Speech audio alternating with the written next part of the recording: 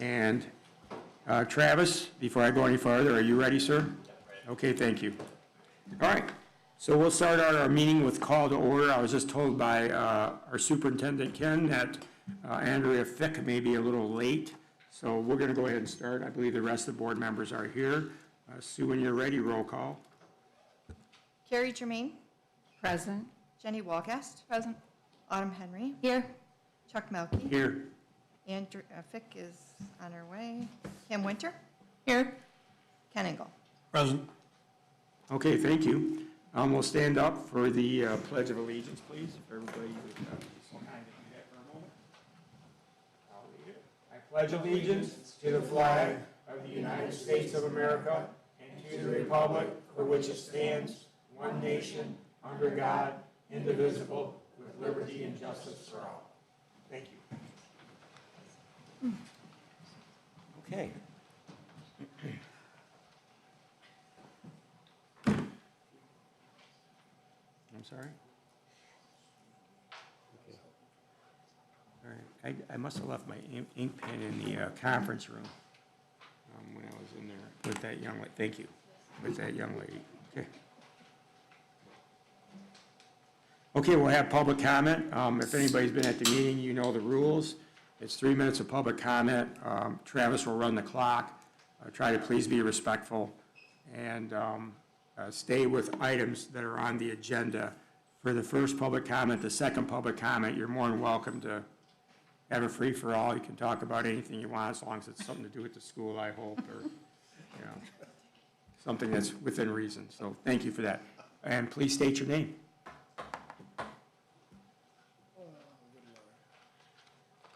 Hi, Kelly Robertson, Director of VLC, and also one of your #1 fans on the YouTube channel. So if I do leave early, I'll still be watching. I was hoping that I could ask the board to look at a blanket merit pay. I noticed that you guys have been looking at that and rolling merit pay into some base salaries. And I noticed in April 29th meeting, a central office director had his merit pay rolled into his base salary. 2 meetings ago, we had a bundle of other contracts, and items 1 and 2 got their merit pay rolled into base, but contract number 3 was voted to keep the merit pay as written. During the discussion, it was stated that the contract contained the trigger language for merit pay, but I'm the evaluator for one of the contracts, either 1 or 2, and I know that it was written in there as well. Because I'm not represented by the PAT or another bargaining unit, I do not have a union representation to advocate for myself, and as a result, I have to do it. And I want to make sure that my contract was evaluated with the same standards and criteria applied to all the other administrator contracts. Ultimately, my concern is not simply the merit pay decision itself, but that all contracts are looked at consistently, transparently, and equally across the district.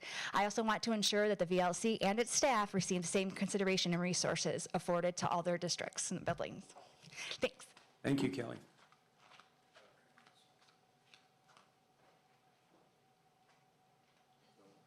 Is there anybody? Okay. Hey y'all, Dr. TJ Heck.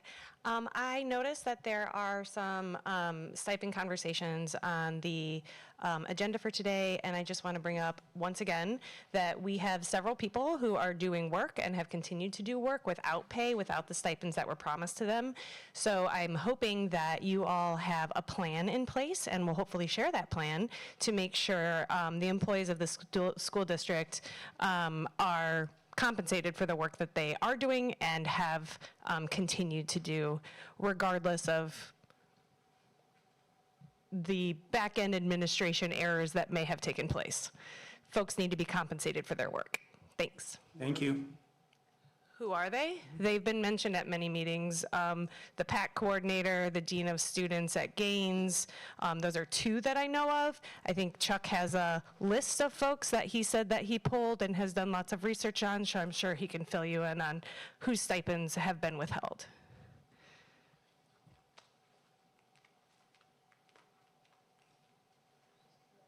It wasn't included in the teachers' agreement.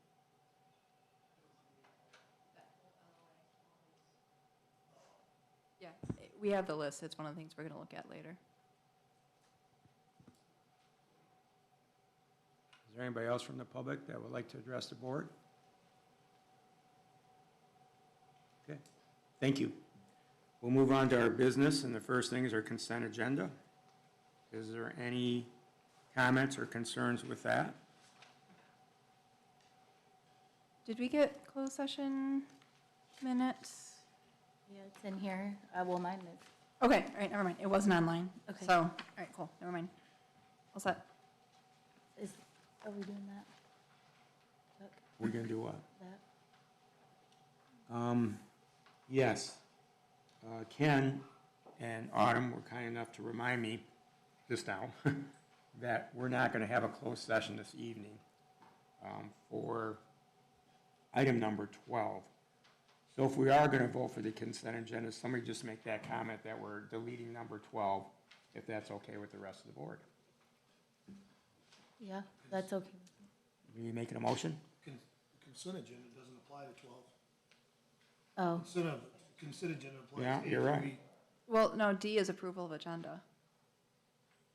It is. Yeah? And remove it. So we're gonna remove 12, but I want somebody to make a motion that we're deleting that, okay, I'll make a motion to remove item number 12 from the agenda tonight, the consent agenda. the consent agenda. Thank you, Autumn.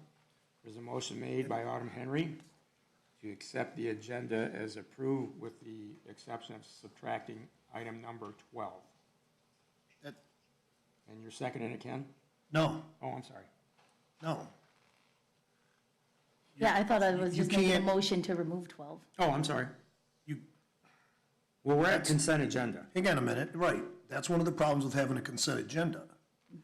You're approving, under number 5, you're approving those items. So you either have to remove the agenda and vote on it separately, but you can't remove number 12. Number 12 is part of the agenda, not the consent agenda. But if we make a change to the agenda before we approve the consent agenda, are we? But you all didn't set? do that. Well, no, we That's haven't. what that- but no, we haven't that's the done motion I consent made. agenda. You- Yeah, we haven't motioned for the consent agenda. The motion I was making was just to remove 12. You can pull out the approval of the agenda from the consent agenda. Correct. And act on it separately, and then go back to the consent agenda. Correct. Okay. You have to fix the agenda before you can vote on the consent agenda. Okay, Would you like to withdraw your motion? yep, Motion's been withdrawn, new motion? Okay, I'll make a motion that we remove D, approval of agenda from the consent agenda. And move it outside of the consent agenda. second. That's sufficient? Motion's been Yep. made Okay. and seconded. Is there any discussion now or concerns? Okay, roll call vote, Sue? Jenny Walgast, Yes. Ken Engel, Yes. Chuck Melkey, Yes. Autumn Henry, Yes? Kim Winter, Yes. Carrie Germain. Yes. Motion passes 6-0. So are we going to make that one number 6? Yeah. Okay, and go 7, 8, 9 after that. Okay. I'll make a motion that we Next- approve the Yeah, next consent motion, yep. agenda. There's a motion to approve the consent agenda now, Second it. seconded by Mr. Ken. Any discussion on that? Okay, roll call vote, please, Sue. Carrie Germain, Yes. Kim Winter, Yes. Chuck Melkey, Yes. Jenny Walgast, Yes. Ken Engel, Yes. Autumn Henry. Yes. 6 yes. Thank you, motion passes 6-0. Next one will be board action item. No, it's now approval of the agenda. I'm sorry, you're right. Now approval of the agenda. I would make a motion to approve the agenda minus, I guess now it would be number 13, but with removal of the closed session. I'll second. All right. Any discussion on that motion? None? Roll call vote, please, Sue. Ken Engel, Yes. Autumn Henry, Yes. Kim Winter, Yes. Chuck Melkey. Yes. Jenny Walgast. Yes. Carrie Germain. Yes. 6 yes. Okay, is everybody good with that now? Are we ready to go? Okay. Board action item, SCEA employment. Ken? Oh, okay. Dawn, come on up. I try to write some notes to keep myself concise here so I wouldn't, spend a lot of time. I am pleased to bring before the board Dawn Abke for employment at Swartz Creek Middle School as a special education teacher. Dawn brings a strong foundation in elementary instruction, early childhood instruction. She's been a parapro. She's been a substitute teacher. She's been a teacher. She most recently I was coming from Saginaw Township. She's also worked in Grand Blanc schools, has her master's degree from Central Michigan, Fire Up Chips, bachelor's degree in early childhood. Dawn basically had some very strong evidence-based practices, START initiative, statewide autism group that she's been part of. She was in our first round of interviews. And has her master's degree with learning disabilities, as I indicated. She, again, has shown great initiative in many of the different things that she's done in her short career in education.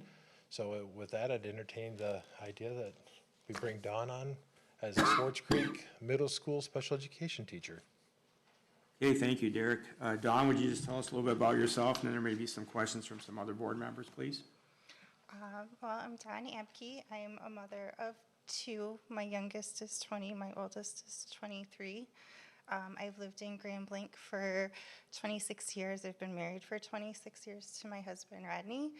I have two animals. They're both rescue animals. I have a passion for working with children, especially special needs children.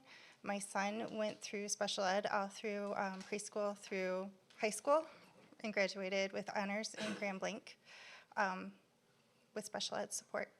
So my heart goes out to those kids, and I want to help all kids not have the struggles that he had going through school, and that's why I'm very passionate about working with middle school kids. It's something new, and I'm looking forward to doing that. Like Derek had said, I've worked with elementary, I've worked a lot with ASD, and I'm looking forward to, with middle school, being able to have conversations with my students. I miss that.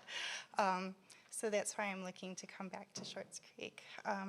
Also, Swartz Creek, when I was looking on the website, like it talked about family commitment and that this is a family that supports their students.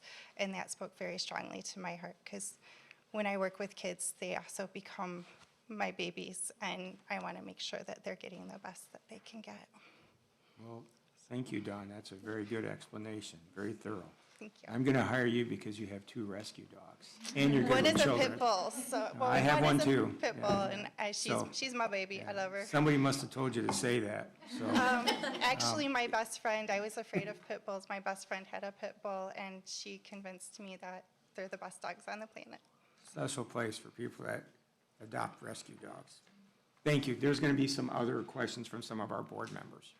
Dawn, it was a pleasure to meet you before the meeting. I ask all of our candidates, why did you choose Swartz Creek? Again, going back to what I saw on the website about the family commitment, and that this is a family supporting not only their students, but their staff, that I got from the mission statement that I saw online, and the Creek code that I also saw backed up that mission statement. And so it spoke to me, and I wanted to work here. Thank you, and thanks for choosing Swartz Creek. Thank you. Thank you for having me. Everybody good? Anybody want to entertain a motion to hire? I would make a motion that we hire Dawn, I'm sorry, yours? Abke. Abke, for the position of special education teacher. Motion made by Kim, Support? support by Carrie. Any further discussion? Sue, roll call vote, please. Autumn Henry, Yes. Carrie Germain, Yes. Ken Engel, Yes. Chuck Melkey, I already voted, but yes. Jenny Walgast, Yes. Kim Winter. Yes. That'd be 6 yes. Thank you, Don. Come on up, shake everybody's, I mean, He's just like full of yeah, it. come on up, shake everybody's hand.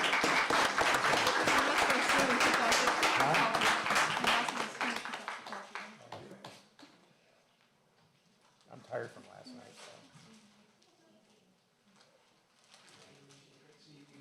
Good luck. Yes.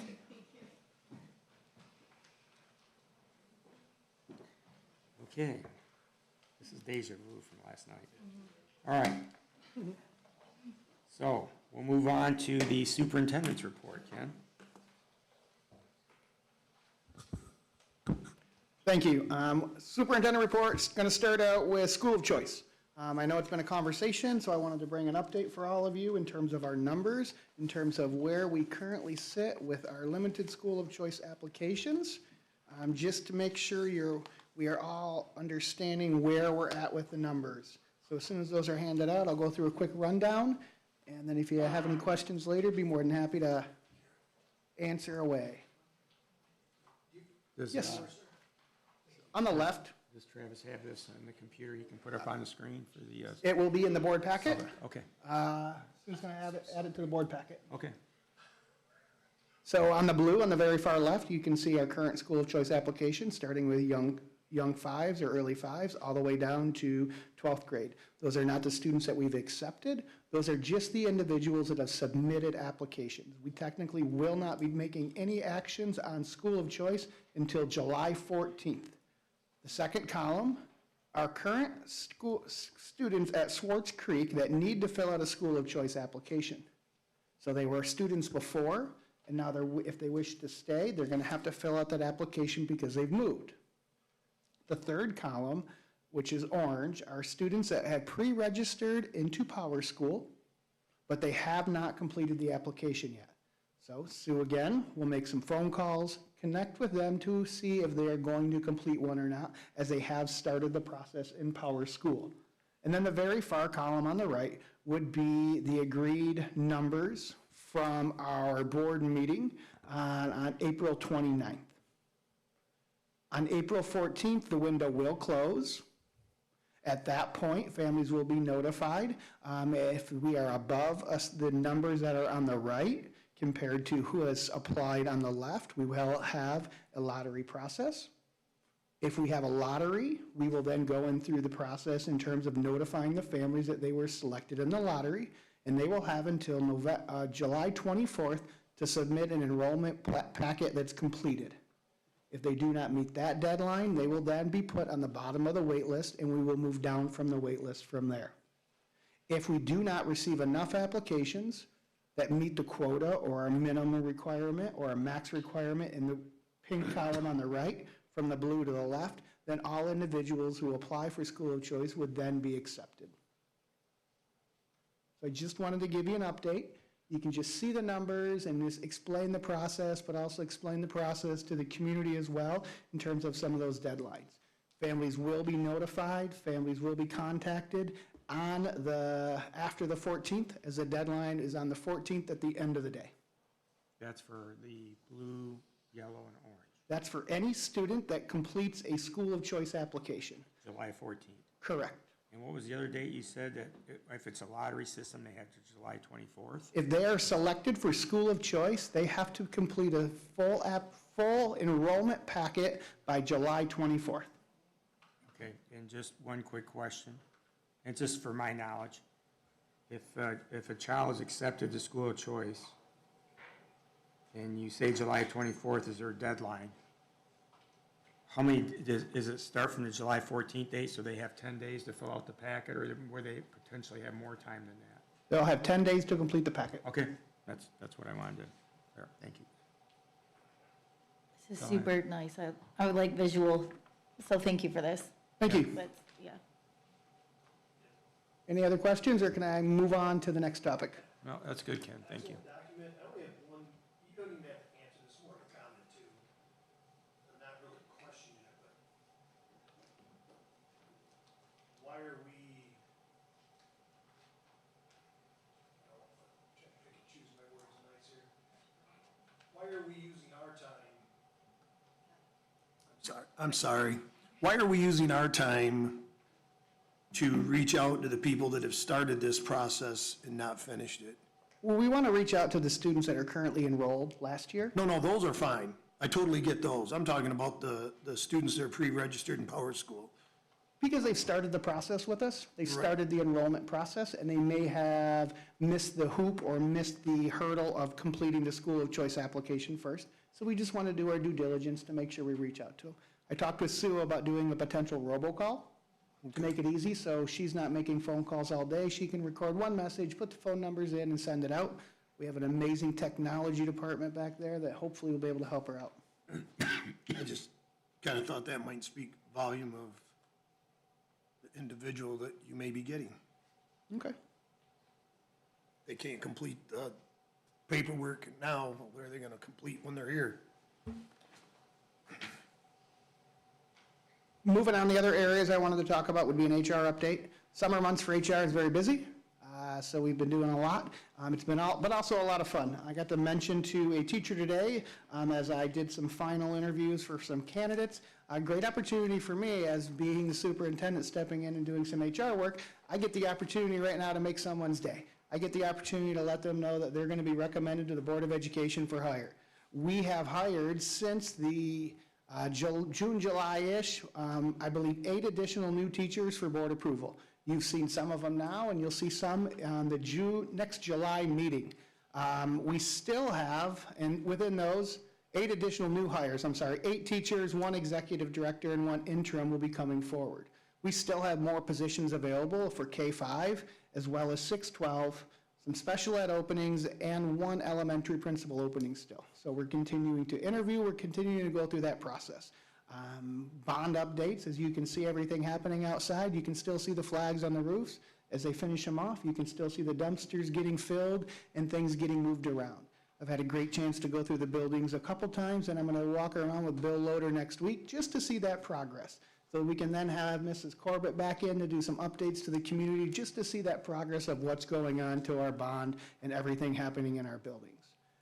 I've had a series of questions in regards to the agenda items this evening, and I've sent a couple lengthy emails out this week to all of you. One of the big things was today that I didn't get a chance to send out had to do with the LOA and the TA. In terms of, so just a reminder, with the LOA, which is down on the agenda, I did work with the SCEA leadership to add the areas that needed to be added to in the TA. So moving forward, we would just be using the agreement before us, the CBA, to continue and conduct business. But with that LOA, you'll notice at the very bottom of it, there's a clause that says as soon as we have a new CBA, those are paid out and we no longer move towards that. So if you see things in there like maybe a dean of students, we won't have a dean of students in the CBA because that's an anomaly or a situation that we're trying to fix for a problem. But you will see some reoccurring things like the PAC coordinator. So as we move through those, I just wanted to identify that as one of the areas that was asked to me today. Normally put everything in my weekly update, try to update you regularly, but because we had some bigger things on the agenda, I wanted to bring that forward for all of you. Is that it for your report? That's it. Does anybody have any particular questions for Ken? None? Okay, thank you, Ken. Informational items, employment of non-certified staff, is there anything of substance we need to know there? I see there's one person, but I noticed that they've been putting out a lot for cooks and assistants and stuff like that, so. Those would not, none of those would be new hires. Those would be positions that we have, but a new hire for a position to fill. For this one, it's a summer food distribution person. Right, okay. But we have a lot of positions to fill, from what I could see on the website. Correct. Okay. How are we doing on getting a response for the openings? Are there any in particular that you're worried about? That we should be like trying to promote more to get more applicants? So I work with Mrs. Corbett to promote. I work to find out other avenues to put them on different websites. If we get to a point, let's say I had an opening for a position that we were having a hard time filling, we would go back and repost it. We will evaluate those here in the next week or so as we are coming near at the end of July. We may have to put some additional, sometimes positions are hard to fill. We have one of them at the high school that will be a challenge. So we've talked already with the union leadership in terms of trying to find some creative ways to find some individuals to fill those positions. I just didn't know if you knew of any gaps that we should be aware of or worried about. In July at this time, no. Come August 1st, we're going to start to get a little bit more concerned. Thank you.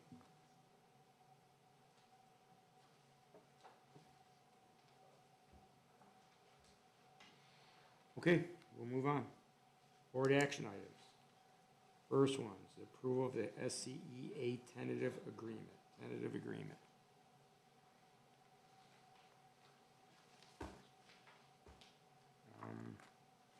Ken, if you want, you can lead the way. I know that the board members have had this, and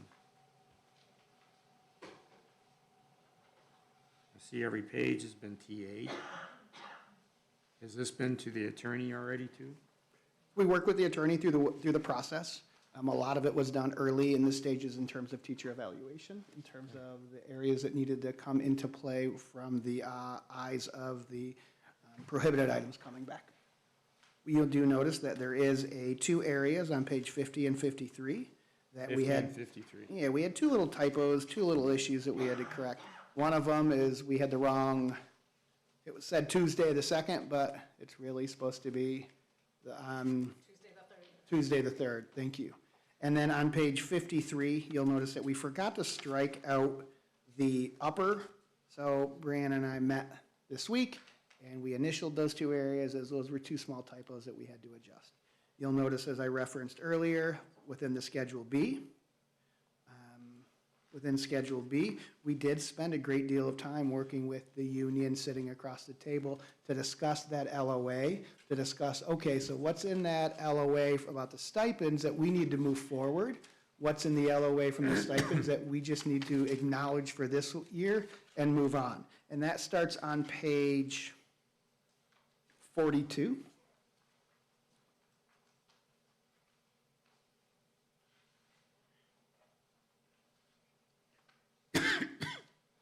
This is a 1 year, so you'll notice there is a 1 year calendar in there, which is on page 50.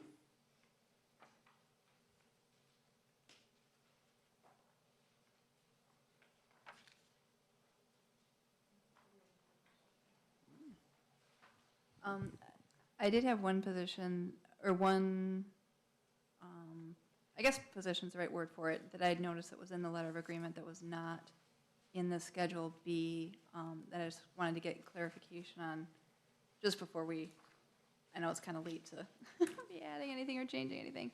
But there was a particular title listed in the LOA that was drama coordinator, which I did not see represented in this Schedule B. So there are a number of positions under the drama group. There's a high school, middle school production director, the set builder, and an assistant director. However, if you look at the letter of agreement, I think it was on the page 5, the second to last page. What page are you on, Jenny? Okay, so in the letter of agreement on page 5, so there's 6 pages, so it's the second to last page. The second one down is third one down is drama coordinator, and I don't see that listed in the new agreement, so I wasn't sure if that's not a position that we regularly fill, or if that is something that we do need to handle, either with an additional letter of agreement if we need to, if we don't want to touch this, since we don't want to touch this. But I just wanted to bring that up and make sure that we're not missing anybody. I don't want to miss anybody.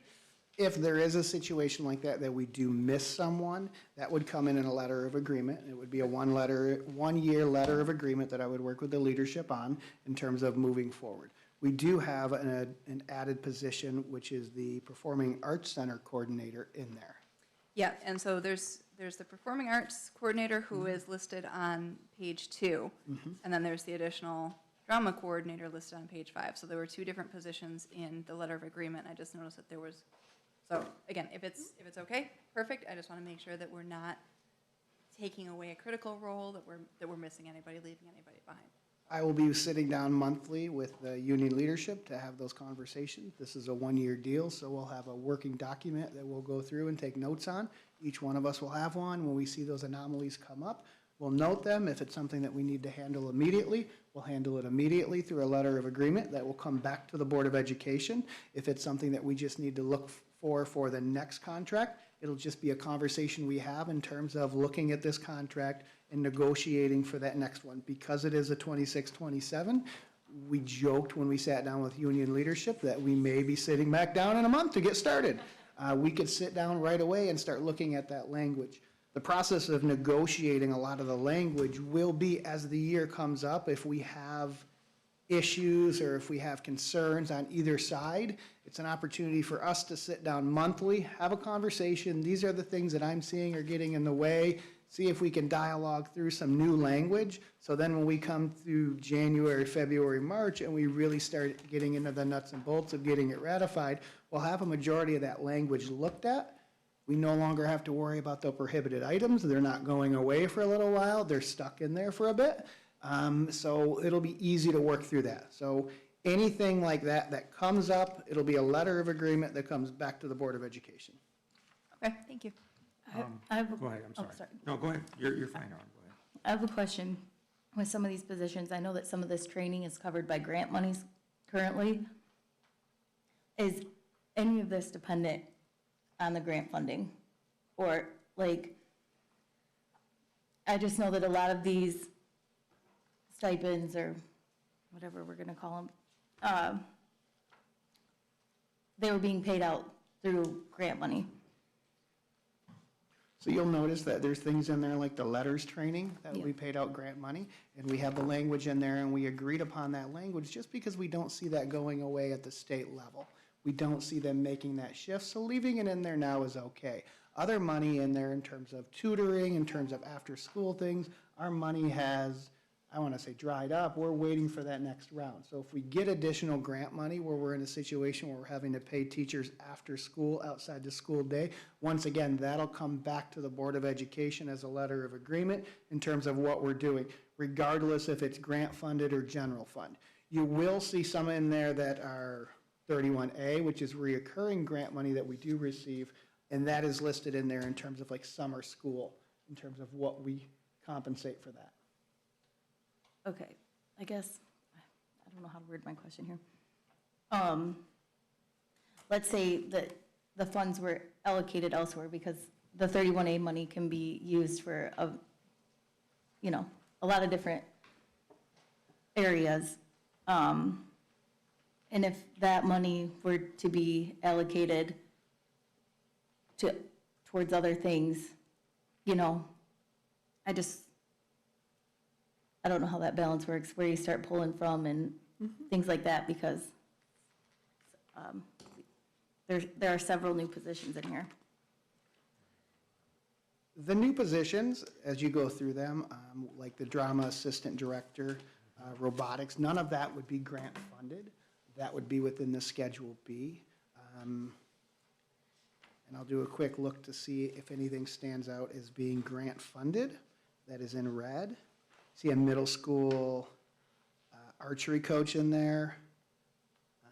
Powerlifting, none of that would fall within there.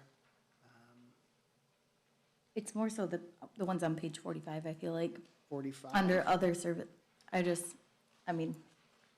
Yeah, well, you have the black here and crossed out the red's a new wage, right? For the year. Yeah, that's all that is. Yeah. So on like MTSS district coordinator. Yeah. That would be an individual. MTSS is not going away anytime soon. That can be tied to a grant, but that's something that we need to continue to focus on. So it would be something that even if it was tied to a grant, it would be through the budget process of working with the new executive director of curriculum and instruction, human resources, as well as the business office to ensure that we are allocating our funds to best support kids. So even if we did tie that to grant money this year, we would continue with that if that grant money went away, and that would be through a budget process. We would know ahead of time in terms of our grant money because we will receive our allocations earlier, especially now that the budget's been approved. Counselor support for VLC. With that, that's one of those where we support the VLC through counselors within the brick and mortar middle school. Rather than hiring a full-time counselor, we utilize a counsel over there. So that wouldn't be grant funded. So as I go down these, the only other one that is really tied to grant would be that letter certification. And like I discussed, I don't really see letters going away. I see a bigger push for us to find ways to support our teachers to move through that training. Right. Performing Arts Center Coordinator. It's in red, and doesn't have the old pay or the new pay. Is this additional position? Or is this the same position that Jeremy's currently holding? I think that's one of them that's in the letters of agreement that was not in here before. So we're fixing stuff that was. Right. Yeah. I just don't see what the old pay was, though, and the new pay. You- Is it in another Yeah, letter it's line? in the letters of agreement. It's the same as the. Okay, all right.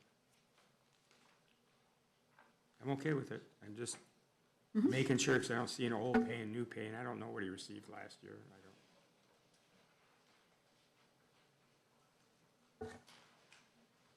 I don't. A question on, oops.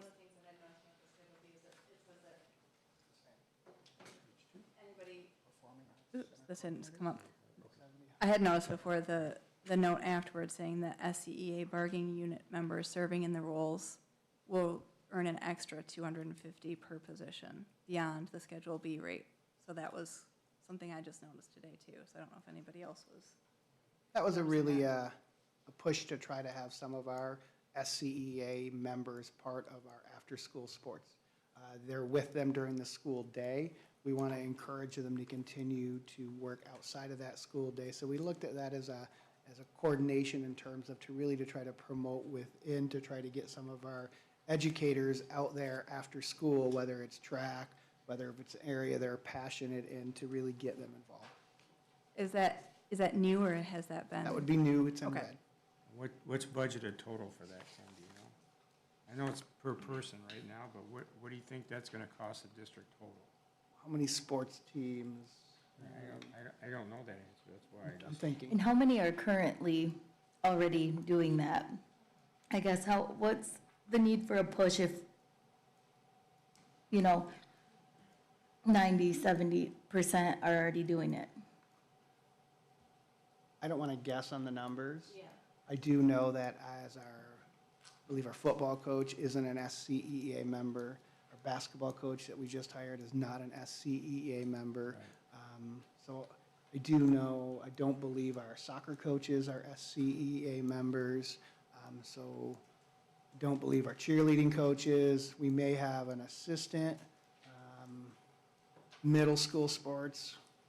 I don't see many.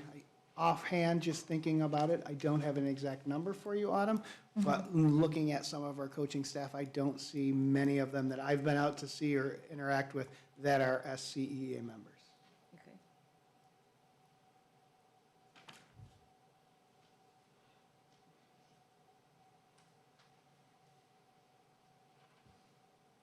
And Okay, with all these extra things here, the big question is, and we can't go into our closed session meeting we had a couple of weeks ago where we talked about, the board members remember there was an effect to our overall budget.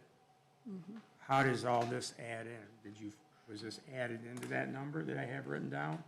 Or is it over and above the original number that we anticipated would cost the general budget of the district? We take those into consideration in looking at the budget, and you'll also know a lot of the added positions were positions that we were already paying, but we just didn't bring them forward within the contract or a letter of agreement. Okay. That's it. I didn't want to hear one number that we had in closed session. And then with some of these added positions, I'll just give an example. I know I'm not going to mention the number, but I'll just hypothetically say it's $2.5 million costing the district, for raises next year. And now we're. Yeah, I did a rough Is that? adding up accounting of the positions. There's roughly about 60 line items here, which I know it's not a one-to-one. If you figure maybe out of those, maybe 50 are employees, at 250 would be 12,500. It's not Just gonna- real it's not gonna back affect end. our Right, bottom. no, it's not a large amount. So I can't, well, we're good I have a then. question on That's my question, 36. that was my biggest question. That's fair. On page 30, and this is not a huge deal, but I'm just wondering what expense would be incurred by the staff for jury duty? Like, it says in any expense. On page 30, the top of 36. It looks like jury duty was added. I get the, you know, compensating for missed time.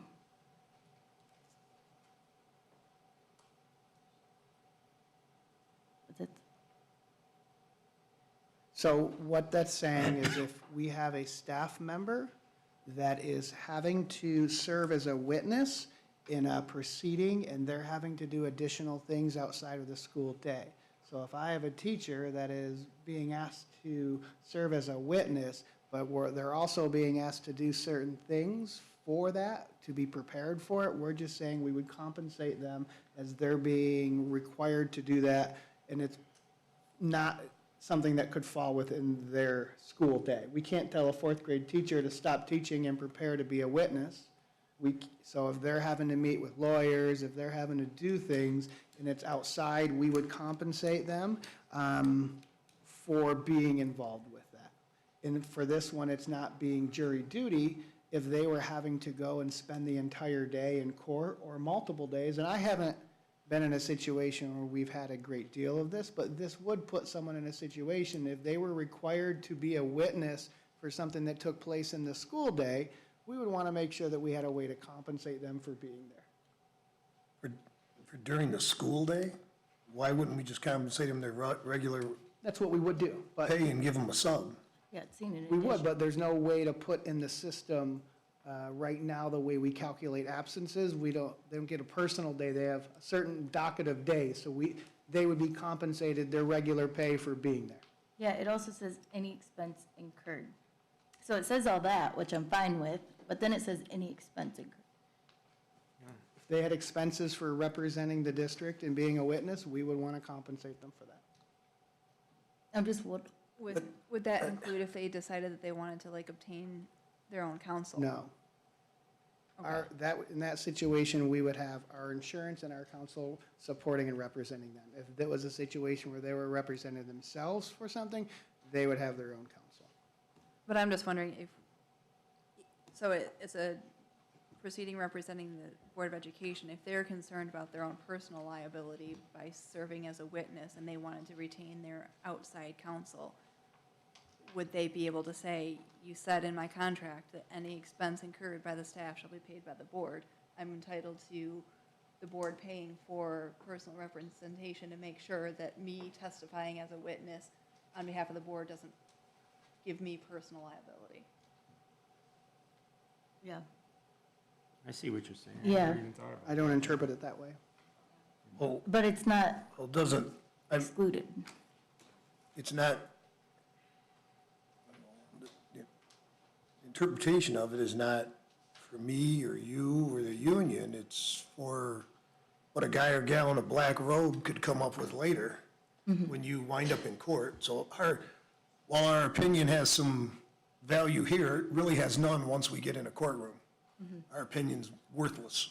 I can tell you that, I've seen that for the last 37 years. I don't understand this whole thing. I don't know what expense they could incur. They could be driving. That's not a cost for us. They've got to drive to work. If something happened any place, they've got to drive to court. Even if they're representing the district? To me, it makes no difference. But it isn't limited to driving. You get a subpoena from a court, the judge doesn't care if you take a car or a magic carpet, you have to show up, or you can be held in contempt of court. They're being compensated for their daily pay to go sit in court, and they didn't have to work. It's no different than, I don't know if we have General Motors employees out there. When I worked at the city of Flint, if you went to court, you got your check from the court and you signed it over to the city and you got your day of pay. You didn't get anything else.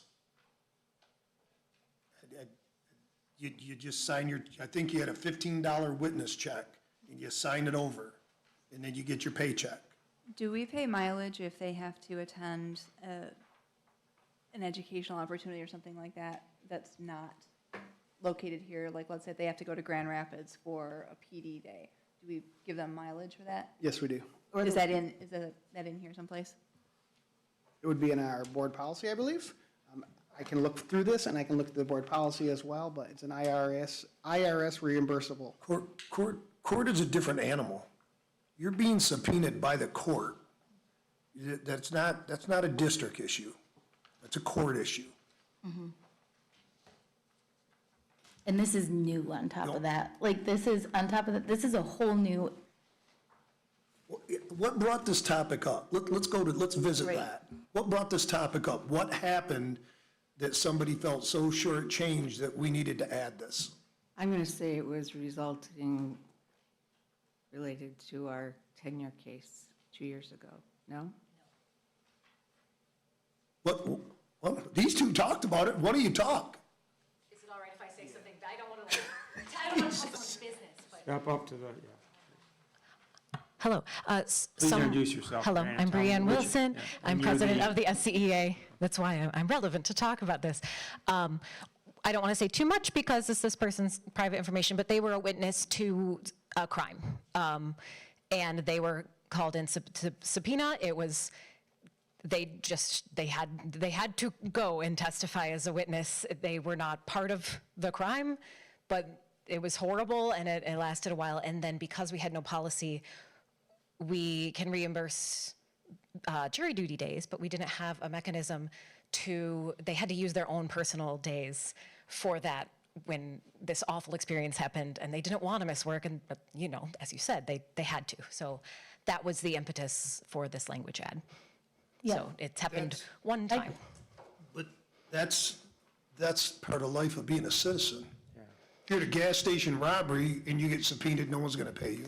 We see this added language as part of the Swartz Creek family, that we care a lot about our people, and just because we don't have to do something, we can show extra support and wrap our arms around people that are going through something really hard. But are we going to get stuck paying them when they're going through divorce hearings or in front of the No. court hearings? I'm just being devil's No, advocate because they're here. part of that, they're not being a witness there. This is if they're a what witness. about something like counseling? Like if they witness, you know? That's not being called as a witness then, so. I'd like to ask a question to my fellow board member, because I can't remember, Ken. Oh my God. Thank you. Yeah, sorry, Autumn. Did we get paid for that, for witnesses? That's just like if your friend got in a fight with the spouse, and then you were called in as a witness. I don't think any union ever covered that I No. recall. We always covered jury duty, and we always covered, and when I see expenses incurred, you know what I think of? Parking. Parking's very expensive at Genesee County Courthouse or at District Court. You may pay $20 or $30. Usually you can get your card stamped. But if you don't want to get your card stamped, you incur expense. That's what I thought this was. But the way you guys are reading it, technically, Well, it's anything. yeah. No, I'm agreeing with you. I'm Yeah. agreeing with you. I didn't realize that when I did it. And as far as it says witness, I'm not opposed to the Swartz Creek family, but when you get witnessed, your neighbor hits somebody with a rake, the other neighbor, and then you get called in as a witness, I don't know how that is incurred to the union person. But it's a witness to a proceeding representing the Board of Education. I'm okay So with that, yep. That would be a situation happening Okay. during the school day. I'm good with that. That makes sense. That makes sense, Ken, yeah. Now I'm okay with it. It says representing the Board of Education, not anything that happens, like you said, there was a You fender would bender. never, Yeah. how would you represent the Board of Education? There's a kid that was assaulted, and then they're called in as a witness, and they spend 7 days in court, you know, because But you're not representing the Board of Education. you're representing the district. No, you're not. It's in, when you're called, Chuck, when we put a witness list together, no matter where the person comes from, you're representing, you're being summoned by the prosecutor or the defense. Right. It has nothing to do with us. We didn't send you. You were, just because you're employed someplace, Well, you're a witness of the prosecution or the defense. right, and that's not entirely true, Ken, because if I'm at the sheriff's office, and I'm with a city officer, and they have an incident, and then they put me down on the witness list, as, you know, the prosecutor does, that I want Deputy Melky or Sergeant, or wherever I am, at the time to come there, the sheriff's office always covered my wages. And I think that would be fair for the employee here. So they're walking out and somebody gets run over on school property and there's a big deal. I'm not trying to, I'm trying to be reasonable on it. And somebody gets run over and one of our teachers see it, then that's related to the district. Maybe the wording's poor, maybe we should just say representing the district instead of the Board of Education. But you're not representing the district. You're representing. Those individuals, I know that. If hypothetically. We get called into it. Hang on, an adult gets run over. I don't want to make it a kid. An adult dropping off their kid gets run over. All right. They are the victim. It has nothing to do with the school district. They are the victim. The prosecutor's office would be the one sending the summons out if you're a witness to that. I'm going to play devil's advocate of this. You're not representing the Board of Education. You are a witness to a crime. The prosecutor's office or the defense is the one summoning you as a witness. You're not representing the district. You just happen to be employed here at the time. But you're not representing us. We're not representing that Are you parent. talking, are they on duty or off duty? It makes no difference. That doesn't mean, so- I disagree with that. So let's think of something, though, where the district are the defendants, not the plaintiffs. Okay, so we have an example, we've had to separate somebody from the district for misconduct or something like that. They're coming back and suing the district saying, you discharged me unlawfully. And we have district employees that witnessed this person engaging in misconduct. We, as the district, are the party of the lawsuit. We would be asking the people that witnessed the misconduct of the person that we discharged to speak on our behalf, saying, yes, I witnessed that this person did this act which justified their termination. In civil court, yeah, we would be acting as the defendant if someone was suing us. So if we ask But we somebody would that be was the a one, witness, but we would be the one doing the subpoena at that point. but yeah, so that would be a situation that would be covered under this. The person that would be asked to be called as a witness to support our side, saying that, yes, this termination was justified because of misconduct. We want the person that witnessed that's going to the court and saying, yes, I witnessed this, yes, the school district is in the right to be free to go and provide that testimony without incurring their own expense, parking or whatever else. So send them Well, I'm and saying put a sub in their room. That's, okay, so they have to, let's say it gets appealed and they have to go to Lansing. We would normally pay mileage if somebody has to travel outside of the district. It's never going to go to Lansing. I know, I'm just saying, It's going to go down to the corner of Saginaw and Fifth in Flint. okay. It's where everything takes place, is in circuit court, unless you go to federal court. That's on Beach Street. I'm not disagreeing or agreeing, I'm just looking at it from different, let me just give one small example again, and I'll move on, and then we can make our decision. Well, just hold on, Ken, just bear with me for a second, I know you're reasonable. I'm a school teacher, I'm driving into school, I'm coming in a half an hour early, and like you said, you see a bad PI accident. You're like, oh man, now they're gonna subpoena me because this person may have been drunk, whatever the case is. I witnessed it, I'm school teacher Chuck Melky. I'm 3 miles away from the school, I witnessed it. And the reporting officer takes report, witnesses, blah, blah, blah, blah, blah, blah, blah, blah, blah. And then it comes to, fruition that these people are gonna sue, they're gonna arrest somebody, they've already arrested somebody, it goes to court. So they said, teacher Chuck Melky, you now have to go to court based on what you saw, okay? That's the first example. Second example is, I'm school teacher Chuck Melky, I pull in, I'm in the drive, I get out of my vehicle, an angry parent comes up here and assaults one of the teachers as they're walking into school, or maybe gets into school and assaults them, and then I become a witness. I think we should pay for that person, maybe not the other one, and I don't know how to separate that. What I'm saying is, I don't know how to separate it, but I think there is two forks in that road, something that, like you said, if I'm patrolman Chuck Melky going into work and I see an accident an hour before I went to work because I stopped to have lunch with a buddy, I'm kind of on my own. But if I'm on premise or I'm on duty and something happens with somebody else, they still call me as a witness. I was always paid for that, at least in our union at the sheriff's office. And I don't know if that's even feasible to split that, Well- but that's just my example, and I'll leave it at Yeah, that. we have B and C. So B is when an employee is involved in a judicial action in which the staff Yep. is plaintiff or defendant, Then we're statutory good. required. The staff is not a plaintiff or defendant, but is compelled to testify, so that's covering, it's not school business. C is school business, and it says specifically, representing the Board of Education. So. And I those guess are we're two the different ultimate situations. employer, Right. so maybe that's why it's worded that way. So I'm not really against it.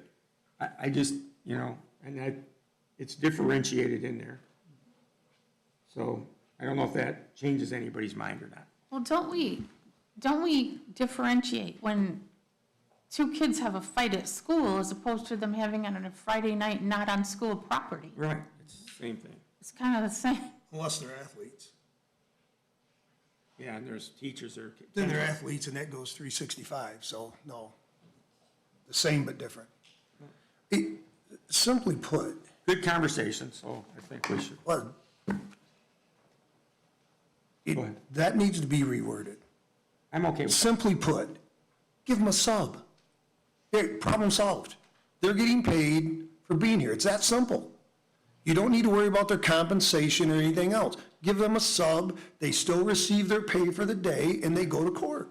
Not a big Okay. deal. Yeah, I'm okay with that. But you've opened this up to anything and everything. Yep. And you don't know who's gonna take it and twist it. You can sit here, and we can sit and say. You're saying the way the language is The written. language is Yeah. poor. Just have it really simple. If they have to go to court on something that took place within the school day or activity, they will be compensated with their regular day of pay, and a sub will be put in their classroom. The end. I'm okay with that. That's a reasonable. But this here is, it's got all kinds of loopholes with it. Just keep it really simple. We'll pay them. I'm not arguing they shouldn't be paid. I'm arguing that the language leaves things wide open. Right. Yeah, 'cause, they could come in and say, parking, I want my parking paid for, I want my lunch paid for, My shoes. Well, we Right, and currently, it I was want my early in the clothes mornings. paid for that I had to buy to go to court. It was early in the morning, so I needed a hotel to stay the night before so that I wouldn't be late for my, my time. So yeah, I can see, I agree. It could be abused. I think that this could be tightened up a little bit, like, Would it be okay to maybe cross out that last sentence and let Ken go, but, I don't know that we should try to change it right Okay, now because alright. then it would require Alright. going back. No, that's fine. So it's either, the way it is now, we're either gonna say yes or no. But I'm just adding my 2 cents that in future, since you're starting the conversations now for the next contract, consider tightening that up a little bit. if that's the only problem we got, we're in good shape. and I the mean, in my relationship with the union and of our negotiations, it can be the first topic that we have conversation about. And if it's something that we need to look at additional language, even a letter of agreement clarifying it, I am 100% confident that we can work together if we're reaching that, if that is the sticking point that we have. I think everybody's reasonable. So good points that Mr. Engel brought up, and Jenny and Autumn and Kim. So with that being said, I want to get it in though so we can get the calendar, but it's up to you guys. Tell me what you guys want to do. I was ready to vote 20 minutes ago. Yeah, let's go. Well, I didn't bring up this. I'm not voting no because of this, Yeah. but this is the kind of stuff that it's ridiculous. There's really a really simple solution. But I'm not buying their lunch when they're here. I'm not gonna buy their lunch when they're at court. Correct. I mean, that is very open-ended. If you Well, go, you have to sit down at court all day, walk across the street and get a taco. I mean, it's not the end of the day, it's lunch. All right, well, I'll call the It's question. parking. You guys tell me what If you you, want to if you do. walk over to the office there, they sign your parking pass, and it's all paid for. You might have to take a couple extra steps, but it's not something that has to come back to the district. Witness fees, there's victim advocates down there all over that'll sign your parking pass. What's the pleasure of the board? I'll make a motion that we accept the tentative agreement as presented. I second. There's a motion by Jenny to accept it as written, As written. That way we don't have to go back and forth with. and second by Andrea Fick. Any further discussion? I think we beat it up. Can I thank Brianne and Jeremy and the team for their collaboration and Ken for being so proactive in getting this done and creating that relationship. It's really quite amazing, so thank you for that. Any further discussion Yeah, that still on the is, motion? yeah, that's still kind of, Yeah, I mean. This is just, any expense incurred by the staff shall be paid by the board. That, Well, you can vote no. Yep. It's a simple Yeah, solution. I was just trying to move it along. Like, do I like everything in there? No. Do I think there's some changes that could still be worked out? Absolutely. Maybe But that do may- I think it's close enough that we can Maybe agree that's to what it needs to now? happen, Kim. Because everybody, well, yeah, and so that's everybody's decision to make, is it close enough to approve, or does it have fatal enough flaws that we should not approve, we should not move forward with it and go back to the drawing board? Okay. Any further discussion on the motion? Sue, roll call vote, please. Carrie Germain, Yes. Kim Winter, yes. Yes. Andrea Fick, Yes. Ken Engel, Yes. Jenny Walgast, Yes. Chuck Melkey, Yes. Autumn Henry. no. Motion passes 6-1. Thank you. Okay, the next agenda item, or action item, I'm sorry, is the approval of the SCEA compensation letter of agreement. Explain this to us again, Ken? This is the letter of agreement. I think this is the second or third version that I brought forward. Each time was additional information was requested from the number of staff, whether it was paid, paused, or stopped, how the funding came in. So this is the letter of agreement where we had individuals receiving payment that did not tie to the current collective bargaining agreement for our SCEA members. So this was a list of individuals in that collective bargaining group that were doing things that some of them grant funded, some of them documented but not brought to the Board of Education as part of the contract or approved. So one of the first things I did when I started in May was start to compile this list. This list has been reviewed multiple times, added to, and we've also gone through the process of looking at it with the union and the association in terms of, okay, this is this year, this is right now. You can notice on number 7, this agreement shall remain in effect until a CBA is ratified. So once this is done, the collective bargaining agreement, this is just for this school year. This is not referenced for future years. This is not something where we can say, well, we agreed to do the chemical hygiene plan a few years ago, we're gonna just do it. Anything not in the collective bargaining agreement has to come back to the Board of Education as a letter of agreement for additional compensation. So this would just be the individuals in the union that have already done the work that would be receiving the compensation for it. I'd like to make a motion to accept the list presented in our packet for the SCE compensation letter of agreement. Support. There's been a motion by Ken Engel to approve this and move it forward, and support was from who? Carrie Germain.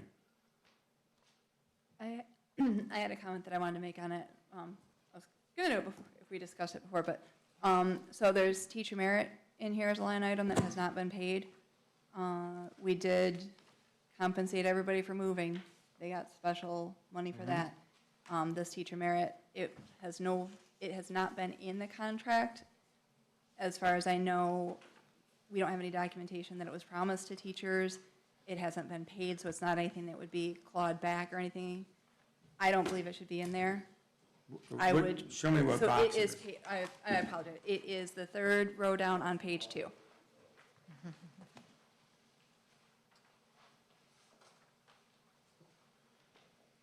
Most of the other items have already been paid, and it's not really, fair for the people that have done the work No, that have already been paid. we've But already this is agreed on one. that. Yeah, this is one that was not, I haven't seen any documentation saying that it was ever promised. I'm not sure how it even made it on this list. It hasn't been paid. I don't know that there's no, language.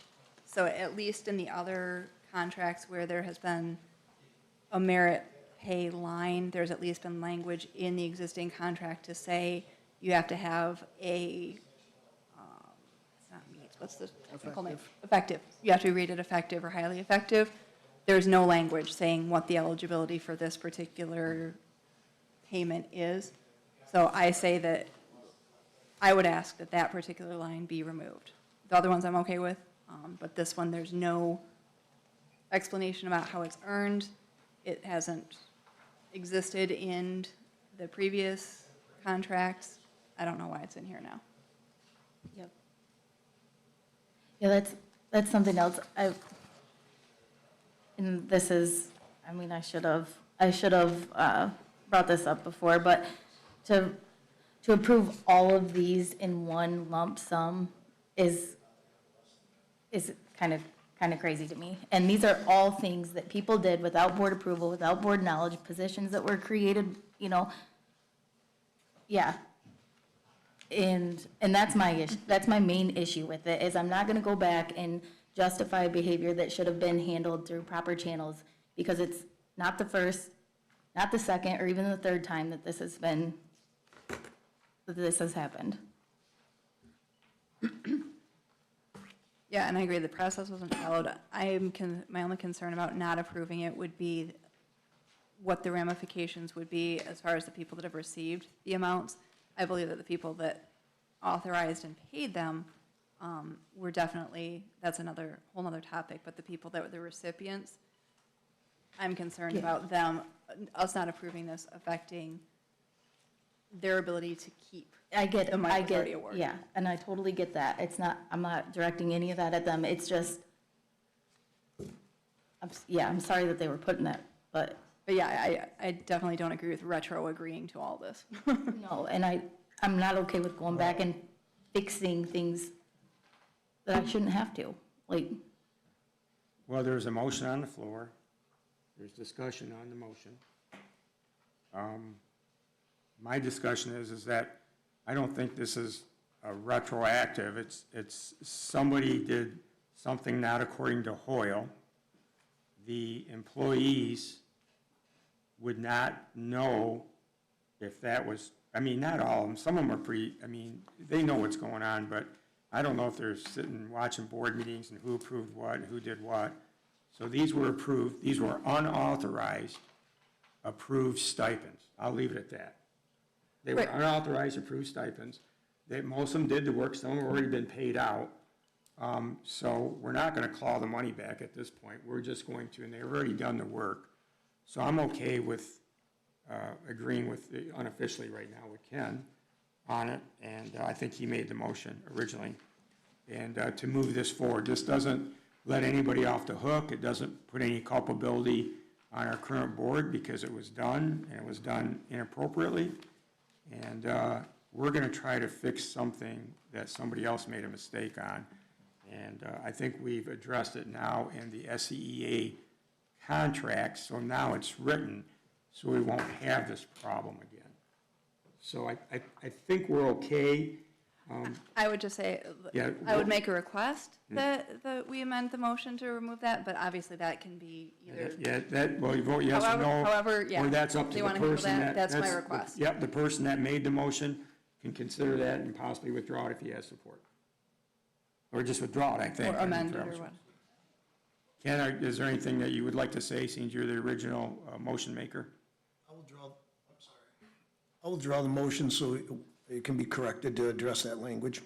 Okay. So I will withdraw my motion.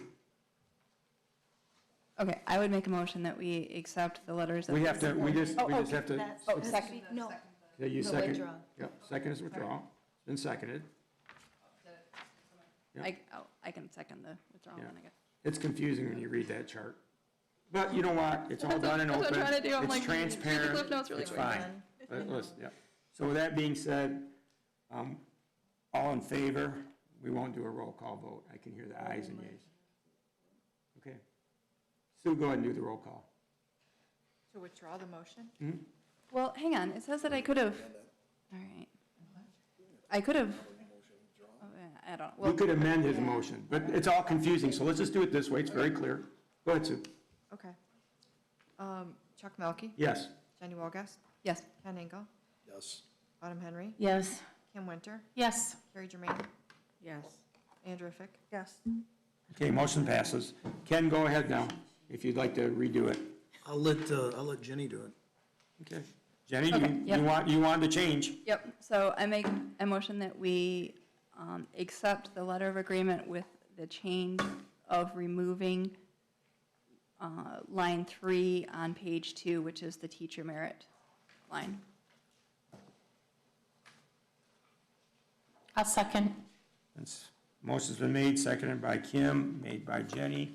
Any further discussion? If not, everybody good? Roll call vote? One moment, please. I'm sorry, Sue. Okay, so you want to accept the letter of agreement removing line 3, page 2 of the teacher The title of that line is teacher merit. merit line, the whole line. Correct. Okay. And seconded by Kim Winter. Yep. So it'd be it resolved that Swartz Creek Community School Board of Education approves SCE compensation letter of agreement. Cross out as presented and add that, what Jenny said, cross out line 3 entirely on page 2. And I think we'd be good and safe. Okay. All right, thank you. Roll call vote, Sue. Ken Engel, Yes. Andrea Fick, Yes. Autumn Henry, No? Chuck Melkey, Yes. Jenny Walgast, Yes. Carrie Germain. Yes. Kim Winter. Yes. Okay, motion passes 6-1 for that, so we got SCE pretty much hopefully taken care of there. Now we'll go on to the approval of the executive director of curriculum. Am I on the right one? Make sure I didn't miss did I skip anything? Okay, we're good, sorry. Okay, yes. So approval of executive director of curriculum, instruction, and continuous improvement. And I believe that person's not here because they had a previous engagement. Oh, they're on, yes. Thank you. Nice to see you, ma'am. Hi, thanks for having me. Ken's going to go ahead and introduce you and do a few things. My pleasure to introduce Dr. Aaron North and make a formal recommendation for hire as the Executive Director of Curriculum Instruction and Continuous Improvement. Dr. North completed a comprehensive and highly competitive selection process that included 3 rounds of interviews with district stakeholders, followed by a final interview with the superintendent. As part of the selection process, she developed and presented a thoughtful and strategic 90-day plan. Dr. North brings a wealth of K-12 educational experience to this position. Through her career, she has demonstrated an expertise in curriculum development, instructional leadership, professional learning, and systems improvement. Her experience, leadership, and vision align well with the district's strategic priorities. Dr. North has a proven ability to build strong relationships, support educators, utilize data to inform decision-making, and lead meaningful instructional improvement efforts that positively impact student achievement. Thank you, Ken. If you would, you could give the board a short dissertation on why you want to come here. He did a pretty good job. Your file speaks for itself, and I'm interested to hear from you, and so is the rest of the board. Yes, thank you so much. Can you hear me okay? Yes, ma'am. Okay. Thank you so much for having me. I apologize for not being able to be in person. I am attending a national leadership conference, which I am attending and presenting at in Orlando, Florida. Otherwise, I would definitely be there, and I plan to attend the next board meeting in person. I have over 15 years experience in administration. I have taught 2nd through 8th grade.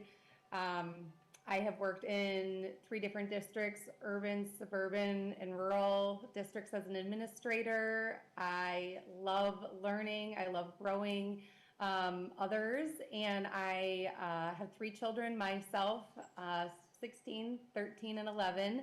I am passionate about supporting and growing other leaders and learners, and I'm really excited about this opportunity. So thank you. Thank you. I'm going to open for questions. Some of our board members may have a few questions for you. It's a very important job, and I appreciate you applying for and considering us. So I'll start with any of our board members that would like the floor one at a time. Carrie Germain. Welcome, Dr. North. I look forward to meeting you. The question I always ask is, why did you choose Swartz Creek? I'm sure there were many other districts as an option. Yeah, I guess I would say that I really liked the concept of what the district stands for and also the size of the district. In every district I've worked in, the school district has been the center of the community. I really enjoy like the strong partnerships with families, community members, and so I know that Swartz Creek has that, and so that's something that I'm used to, and I really look forward to working with everybody. Also part of the interview process, it was so nice to meet everybody that was part of the interview and made it feel so welcoming, and actually staff members said how much they enjoy working in the district and that they love coming to work. And you don't always hear that. So that was really nice to hear. And I really believe strongly in relationships, collaboration to support student achievement. And that's something that Swartz Creek stands for, and that aligns with my own vision for learning and leading. Thank you for that. I look forward to working with you. Thank you.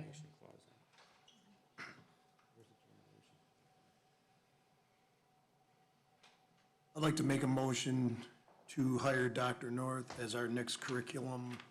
Let me make sure I get all those words in there. Curriculum instruction and continuous improvement director. Second Or that. is that assistant super or director? Executive director. Executive director, I apologize. I second that. Okay, there's been a motion to approve the hire, and it was seconded by who, I'm sorry? Jesus, Andrea, Okay, Tanya, I don't know who you are. Right? Who's Tanya? yeah, I was looking for Tanya. that contractor that, yes. Not Harding. All right, wanted to make sure that was in there. Okay. Any further discussion on the recommendation to hire Dr. North?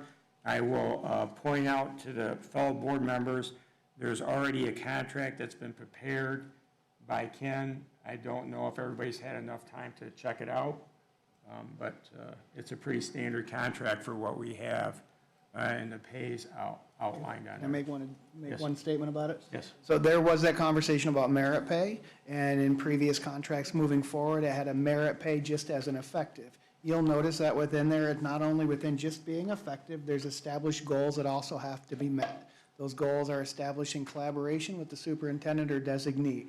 So I've added that additional clause, as I've heard multiple times. There's concern about that just blanket merit for effective. So there are additional areas within there that I will sit down with every administrator that has that in their contract to establish those goals at the start of the school year, and then utilize those goals to frame our growth and development over the year, as well as impact that merit pay at the end of the year.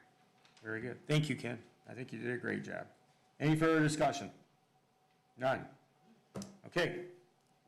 Be it resolved that the Swartz Creek Community School Board of Education approves Aaron North as Executive Director of Curriculum, Instruction, and Continuous Learning for the Swartz Creek Community Schools as presented. The motion was made by Ken and seconded by Andrea. Yes. Yep, okay. Sue, roll call vote, please. Kim Winter, Yes. Chuck Melkey, Yes. Jenny Walgast, Yes. Ken Engel, Yes. Autumn Henry, Yes. Andrea Fick, Yes. Carrie Germain. Yes. 7 yes. Congratulations, Dr. North. You're not here to shake our hands, but hopefully you'll be here at the next meeting and we can formally introduce you to all the board members. And I look forward to meeting you. Thank you for your time and enjoy your time in Orlando, I believe you said. Thank you so much. Yes, I am, that is where I'm presenting at, and I will be at the next board meeting. So thank you so much. Thank you so much. When are you gonna be at work? So now that the I contract, drove down here, so it's gonna take me a little bit to get back too. so now that we have a contract approved by the Board of Education, Dr. North will have the opportunity to submit a letter of resignation to her current employer. Oh, okay. Obviously honoring some transitional time, and then her and I will work together to come up with a transition plan. Hopefully before the next board meeting, maybe in one of my future weekly updates, I'll be able to share that plan with all of you. Look forward to meeting you. Thank you. So nice meeting everyone. Yes, I'm going to make one correction to the contract, though, I believe. Thank you, Dr. North, Okay. now that we've approved it. We approved the hire, We yeah. approved the hire, not the contract. Yes. The contracts, though, I've noticed, because when going through stipends for the administrators' contracts, a lot of them were blank. And I don't know if this is a law or a rule, and somebody can correct me if I'm wrong. I believe that somebody from the board should be signing administrators' contracts. So I just want to add that on there. That'd be Andrew. No, it's the president, the secretary. Oh, you? 2 people. Oh, 2 people. I found a lot of contracts where they Okay. were left blank, or they were just completely left off in my research on the stipends, and I want to make sure that it doesn't happen. Yep.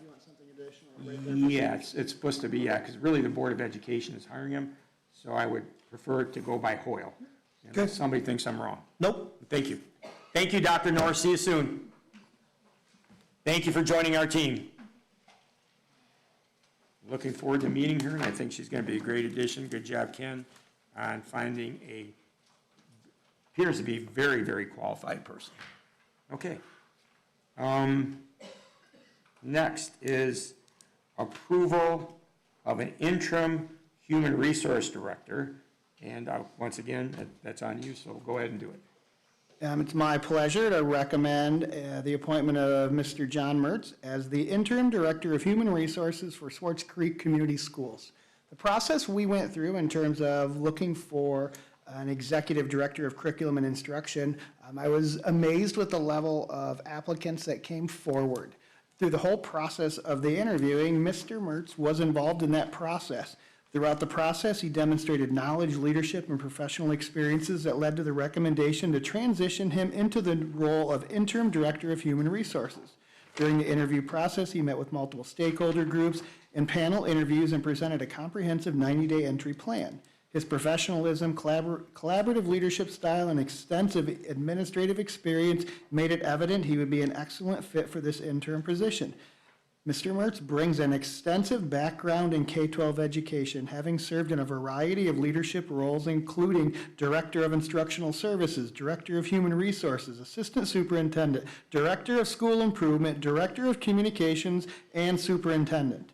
One of the things that really stood out for me in our conversations that really helped in terms of this recommendation was that idea of, we were talking about our new teachers. We were talking about what he would look to do in the role of Executive Director of Curriculum with the onboarding of new teachers.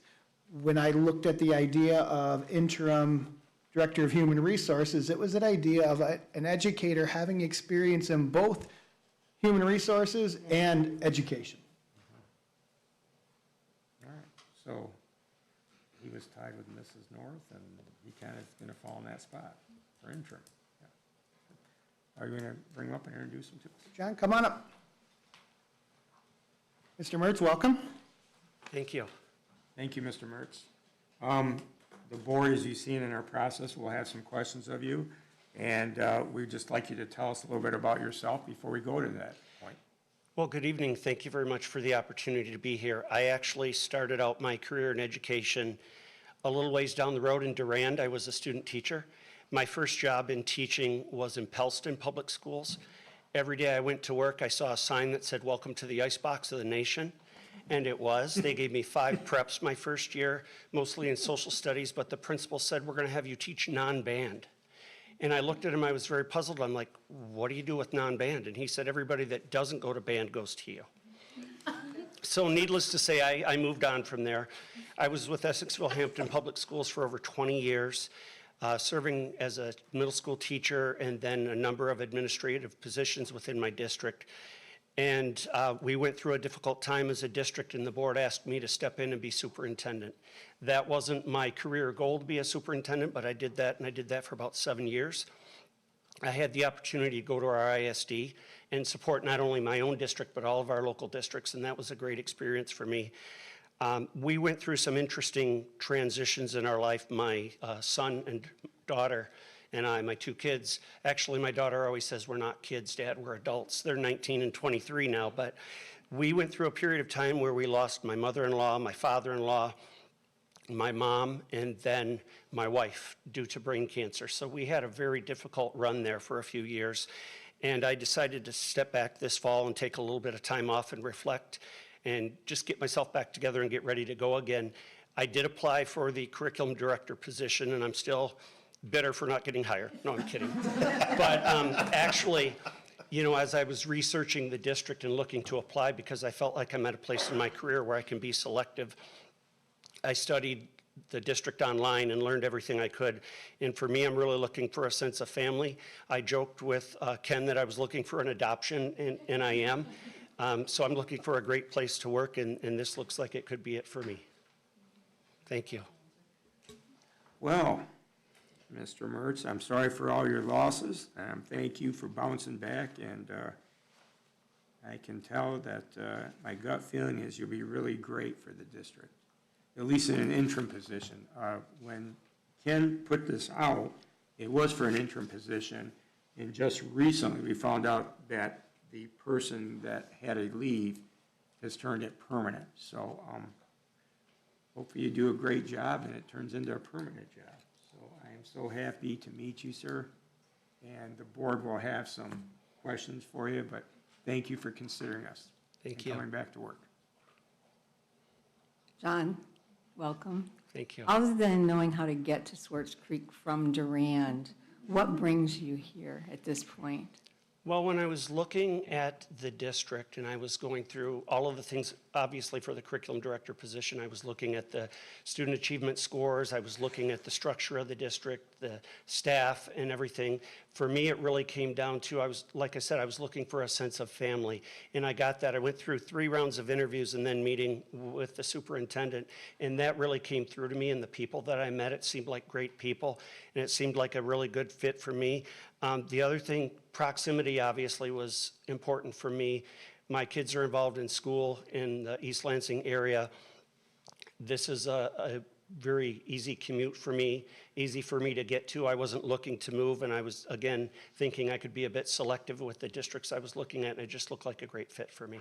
Thank you. It's nice to hear that from someone outside of the district, and I think what you have sensed is what you will see. Thank you. Anybody else have any questions? Okay. I make a motion that we offer and hire Mr. John Mertz for the interim director of human resources. I'll support. Been moved by Carrie and supported by Andrea Fick. Is there any further discussion? Okay. Approval of interim human resource director. Be it resolved that the Swartz Creek Community School Board of Education approves John Mertz as the interim human resource director of Swartz Creek Community Schools as presented. Roll call vote, please, Sue. Jenny Walgast, Yes. Andrea Fick, Yes. Carrie Germain, Yes. Ken Engel, Yes. Autumn Henry, Yes. Chuck Melkey. Yes. Kim Winter. Yes. Congratulations, John. Thank you. We're still down there yet.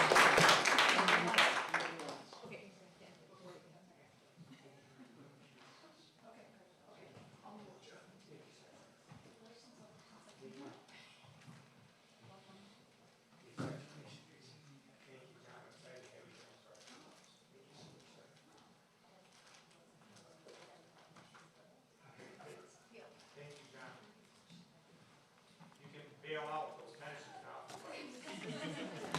I like the book.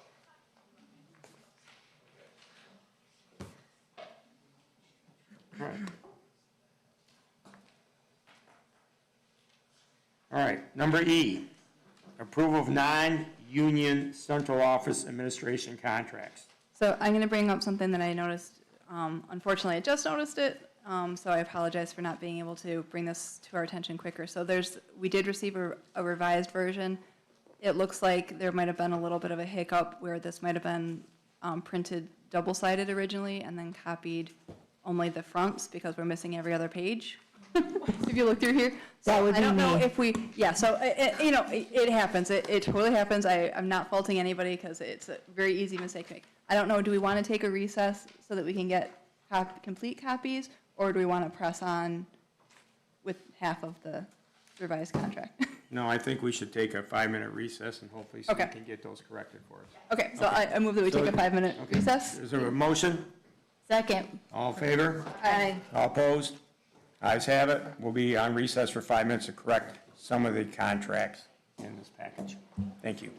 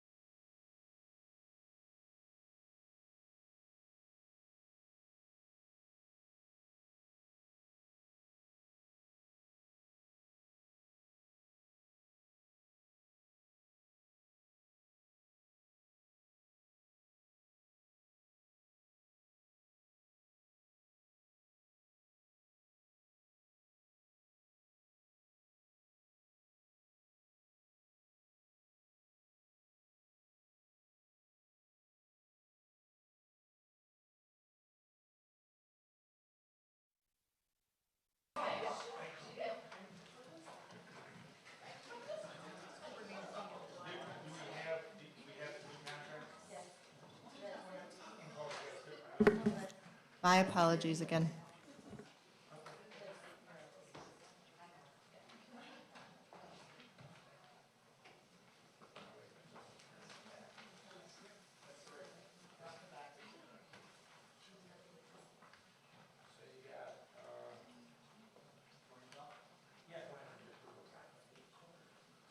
Give you a quick little update. You have two different versions. You have a central office administrator one, and you have a central office administrator that's revised. Within that central office group right now, you did just approve two new people, so that would be a different part of it. But these are the three individuals that we have left within the central office group in here. So that would be our assistant superintendent of the business office, Jamie Cowan. That would be Bill Loader. I want to make sure I get his title proper.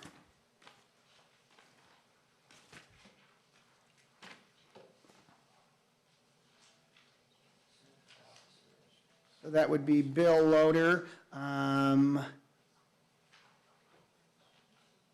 Director of Operations and Transportation, and that would be Travis Smith, Executive Director of Technology. Based on the feedback that I have been receiving, there were a couple areas that I received feedback, and I'll receive another set asking for a signature line for the Board of Education on the second to last page, in addition to the employee signature. What I also added in there, and it was pointed out to me by a board member today, since we no longer have highly effective, we just go to effective, I removed the language for highly effective.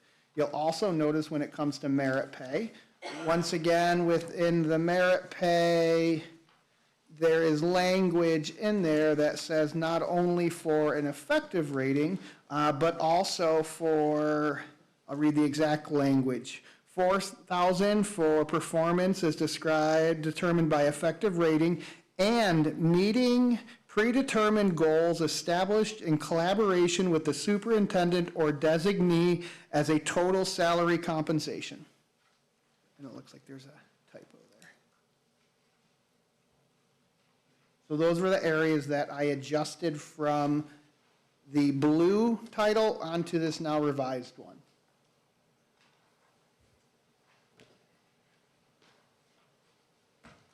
And this was brought back tonight because at the last meeting, it was voted to push it to the next regular scheduled meeting.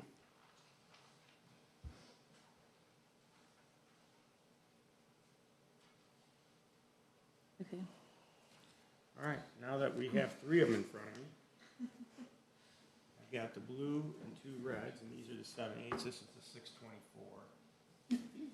Why do I have the 624? 624 was there because it was originally proposed, and I wanted to make sure you had both copies. Okay, got it. Thank you, sir. Okay. The one that is front to back is the proper one that you should be looking at. The one that is single-sided would be the one that was the error. All right, Okay. so we have the three administrators' contracts here. What's the pleasure of the board right now? I personally would like to vote on these separately. But I don't know how anybody else feels, but I would make a motion to vote on these as individual contracts versus a packet of central office administrative contracts. I'll second that. Was that a motion or discussion? A motion. And Jenny second. Is there any discussion on that motion? Turn your mic on, Chuck. Oh, I'm sorry, thank you. Is there any discussion on that motion? I actually tried to do that last year, but the flavor wasn't there to do that. I think these are individual contracts, and they should be voted on individually, but it's the pleasure of the board. So there's a motion, a second. Further discussion?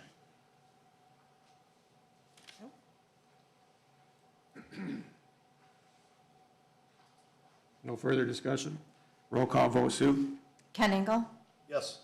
Autumn Henry? Yes. Andrew Fick? Yes. Carrie Germain? Yes. Kim Winter? Yes. Chuck Melkey? Yes. Jenny Walgast? Yes. 7 yes. Okay. So we're approving, what do you guys want to go with first? You guys tell us what the pleasure of the board is. I move that we move forward with the contract for the administrative employment contract for Jamie Cowan. There is a motion on the floor by Andrea Fick to approve Jamie Cowan's contract. Support. Support by Carrie Germain. Any discussion? Okay, roll call vote, Sue. Carrie Germain, Yes. Chuck Melkey, No. Kim Winter, No. Autumn Henry, No. Jenny August, No. Ken Engel, No. Andrea Fick, Yes. 2 yes, 5 no. Okay, motion fails. 5-2, next one. Motion for one of the other administrators. I move to accept Travis Smith's contract. There's a motion on the floor by Autumn to accept Travis Smith's contract. Support. Support by who? Carrie. Carrie? Discussion on it. No further discussion, roll call vote, Sue.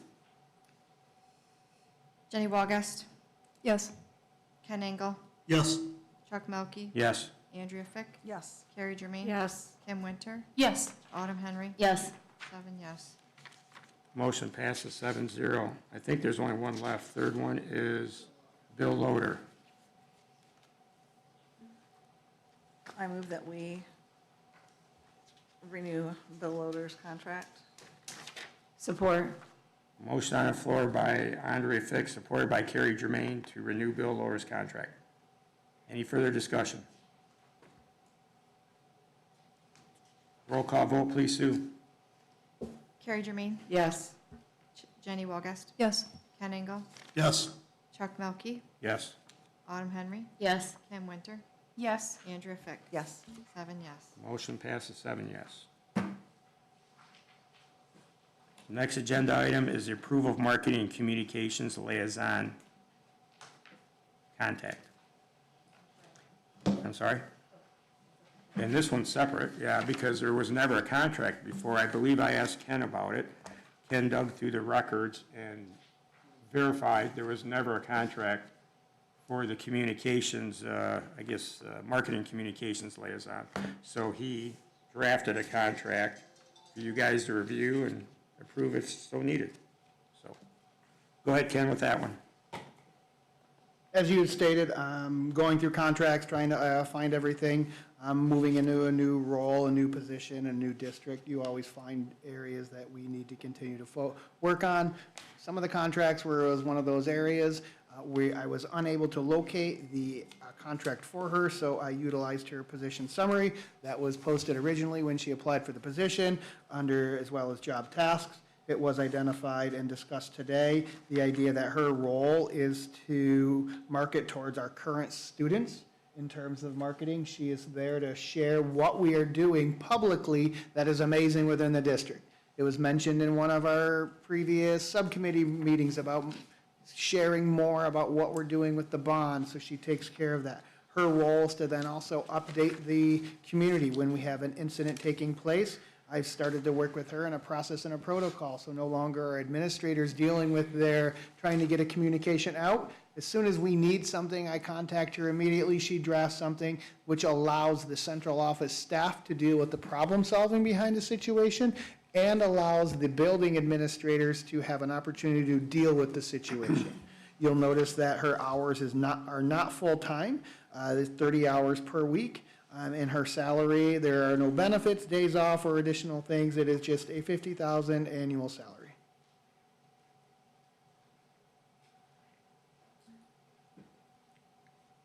I move that we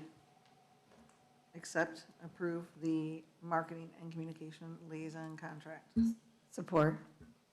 Motion made by Andrea Fick and supported by Carrie Germain to approve approval of the marketing communications liaison contract. I'd just like to ask some questions. $50,000 for 30 hours a week. Does she check in, or how do we know it's 30 hours a week, or are we just good faith, or is there some way of checking in or not? I haven't had a concern with that 30 hours at this point in my short time being here. If there ever becomes a need where I need to come up with a like a PAR sheet that we would have for an employee that works both grant funded and traditional funded. That would be something I would discuss, but at this point, I don't have a concern. She is on call not only during the school day, but she is also there to observe and ensure that the things that are posted on our social media sites are appropriate and communicates with me regarding that. She's there to also, with that marketing, if we have an emergency, it's not that if she starts at 5 in the morning, but if at 4 in the morning, I get a phone call from our SRO that we have a situation, she's on call then. So it's not at certain hours of the day. When we need her, I call her and she quickly responds to it. The response time has been under 5 minutes when I need to get a hold of her for anything at all. And that $50,000, I'll explain to this. She is a retired teacher, administrator for the district. That $50,000, she is currently retired, so she has come back to work. I've had some conversations with individuals about the process for retirement and coming back. It's kind of a situation that comes and goes. For a while, we had a situation where the state of Michigan would not allow us to hire back retirees from public education. Due to where we are at with public education and staffing, we are at a situation now where we are allowed to bring people back. When we bring people back, there is a benefit to it in terms of benefits, in terms of FICA and retirement. We don't have the same roll-up for an individual that comes back in retirement within their salary. In 2003, 4, 5-ish, it was very common. At that time, it was also very difficult to find a teaching job. You had multiple candidates for every position. That went away for a while, and now it has come back and with our current education system. I'm just curious how you go from like a Discussion teacher- on the motion. Oh, there was a motion? Yeah, there No. was I'm sorry, there was a motion. There's a motion. Oh, Andrew and okay, Carrie. okay, okay. So he gave a brief synopsis, because I asked about the contract, and so stay on topic with the motion, and, tell us what you'd like to ask. Okay, I guess I'd have to know what the motion is because I don't know. The motion was to hire her at $50,000 annually salary. She works 30 hours a week. I asked if we had a way of, Okay. verifying it. It comes out to about $33.50 an hour. Well, I give guess or it is a take. question about, Yeah, well, go ahead. yeah, it's just, how do you go from being in the classroom to being qualified to be a social media coordinator, I guess? Like, you go from in a classroom to, why didn't you come back as a teacher? What, if we were having I don't know. So, and I don't know if that's motion specific, so I apologize if it's not. Okay. I don't. Her last Yeah. position was admin. And I mean, I think it's great because she knows the school system. I was looking for an answer from Ken James Okay. Eric. Yeah, Yep, Ken, go ahead. sure. Yeah, that was conversation on the motion. I'll give you the floor in just a second, Andrea. Yeah, sure. He's going to answer Autumn's question. I apologize. Go ahead. She was an educator in the district. She was an administrator in the district. The transition from her role as an administrator, she would have the ability and the knowledge to communicate with the public through her building newsletters, her communications with families. She also has an extensive knowledge of the district itself. So rather than having someone that is a communications expert coming in and teaching them about public education, she shifted from the idea of knowing about public education and shifting into what does she know from her experience as an educator that our families need to know and want to know. She also made that shift in terms of she would not have the ability to go back into the classroom in the role that she's in right now. Does that answer? Yeah, Thank you. it does. And Thanks. When Thanks. did Michelle start? Does anybody recall that? I don't know, but I remember, my son is 23, and I remember him she was a teacher, a spelling bee judge when he was in 4th grade, so Okay. a while. All right, but can Carrie or Andrea down there answer? She was in that? the middle school and my son was there, so that was about, it was going into 2020. I think she left and retired probably 2020, 21. 21, I think. Yeah, because my daughter was in 6th grade. Around COVID. Yeah. Yeah, she was a middle school principal during the COVID times when my Okay. son was in middle school. So it was probably, But I don't know, was there a gap, though, between when she left being the middle school principal and when she took this role, though? Because I don't think that was like an immediate transition. I don't believe it was immediate, but I can't answer 100%. There has to be a gap. Okay, and my last one concern is why is there never why is this so hard to track down? This contract? Unfortunately, I can't answer the idea behind why it was hard to track down the individuals that would have put her in this position are no longer employed. All I did was find a situation where we didn't have a contract and utilized her job description to create one. Thank you. I have a couple questions, Ken. From your experiences being a superintendent and in public education for multiple years, how was it feasible to compensate someone without a contract that didn't belong to one of the unions or bargaining organizations? How was that done around here? Or let me rephrase it. Should it have been done? No? Okay. So for however many years, we have compensated somebody that, and this is not any fault of Michelle's, but again, we have compensated somebody here, we wrote them a check, they should have not received anything without a contract. That goes back to how disorganized this school district was. So I appreciate you getting her a contract. Second thing, I was our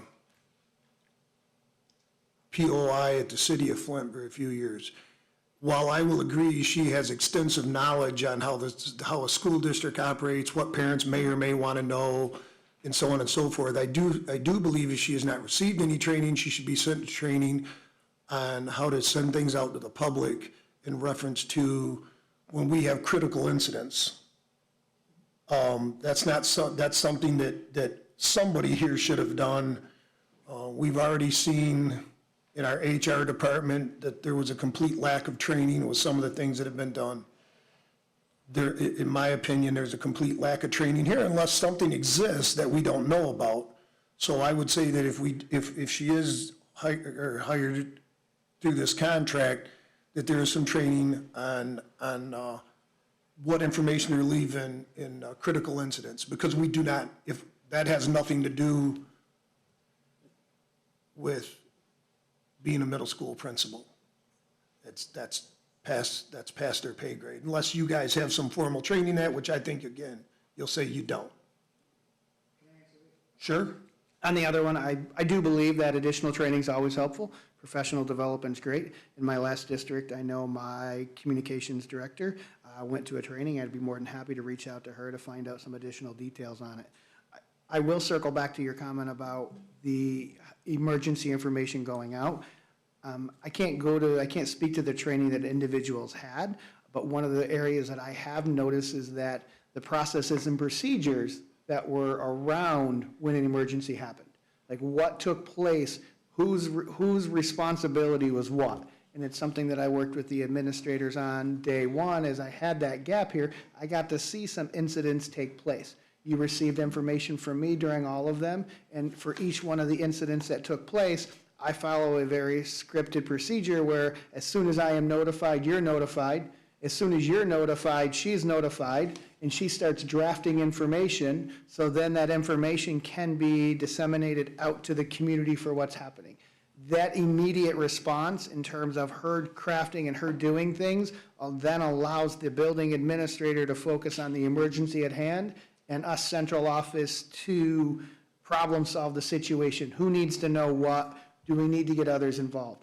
I will say that the processes and procedure, when you come from an outsider in, and you've probably done this with multiple police departments, you scrutinize some of the things that happen because of your past practices. For me, I'm looking at some of those practices going, okay, so we had certain areas that we were doing okay, maybe the training could be one, but another one is that idea of the processes and procedure of what we do when an emergency does take place.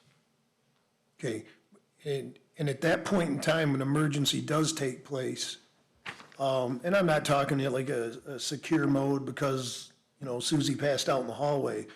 But if we have certain things that go on here, I do think it's important that that person is physically here, because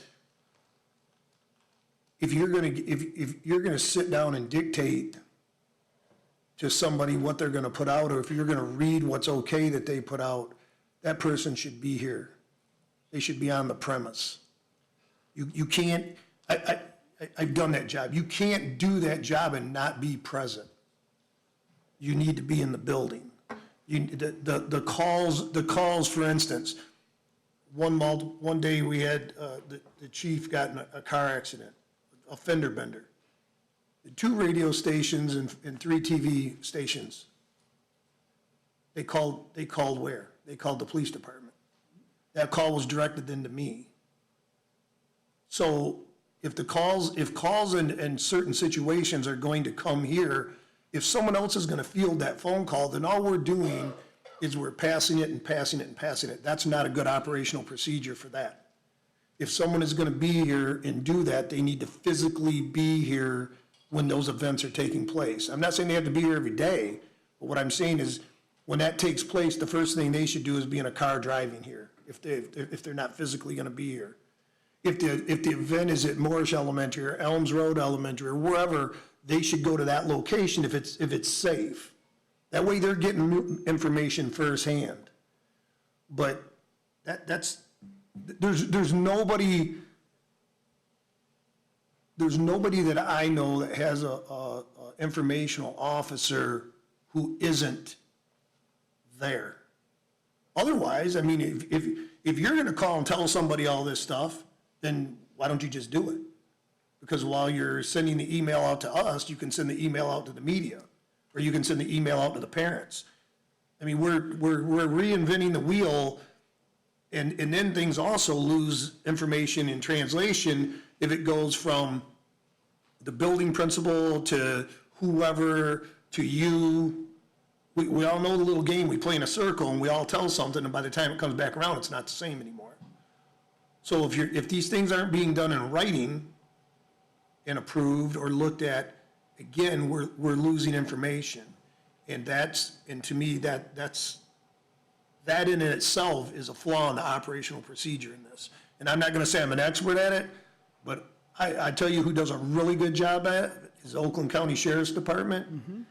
And that individual sits there every day and takes all the good and all the bad that comes across the desk, and it's all filtered to that lieutenant.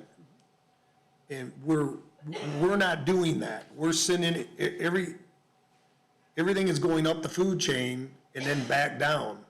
And if we're doing that, then I don't know why we have this position.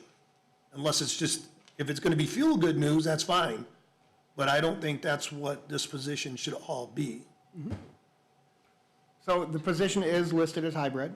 So in those situations where we have those emergency situations, I'm in agreement. If we have a serious crisis going on, absolutely that individual there.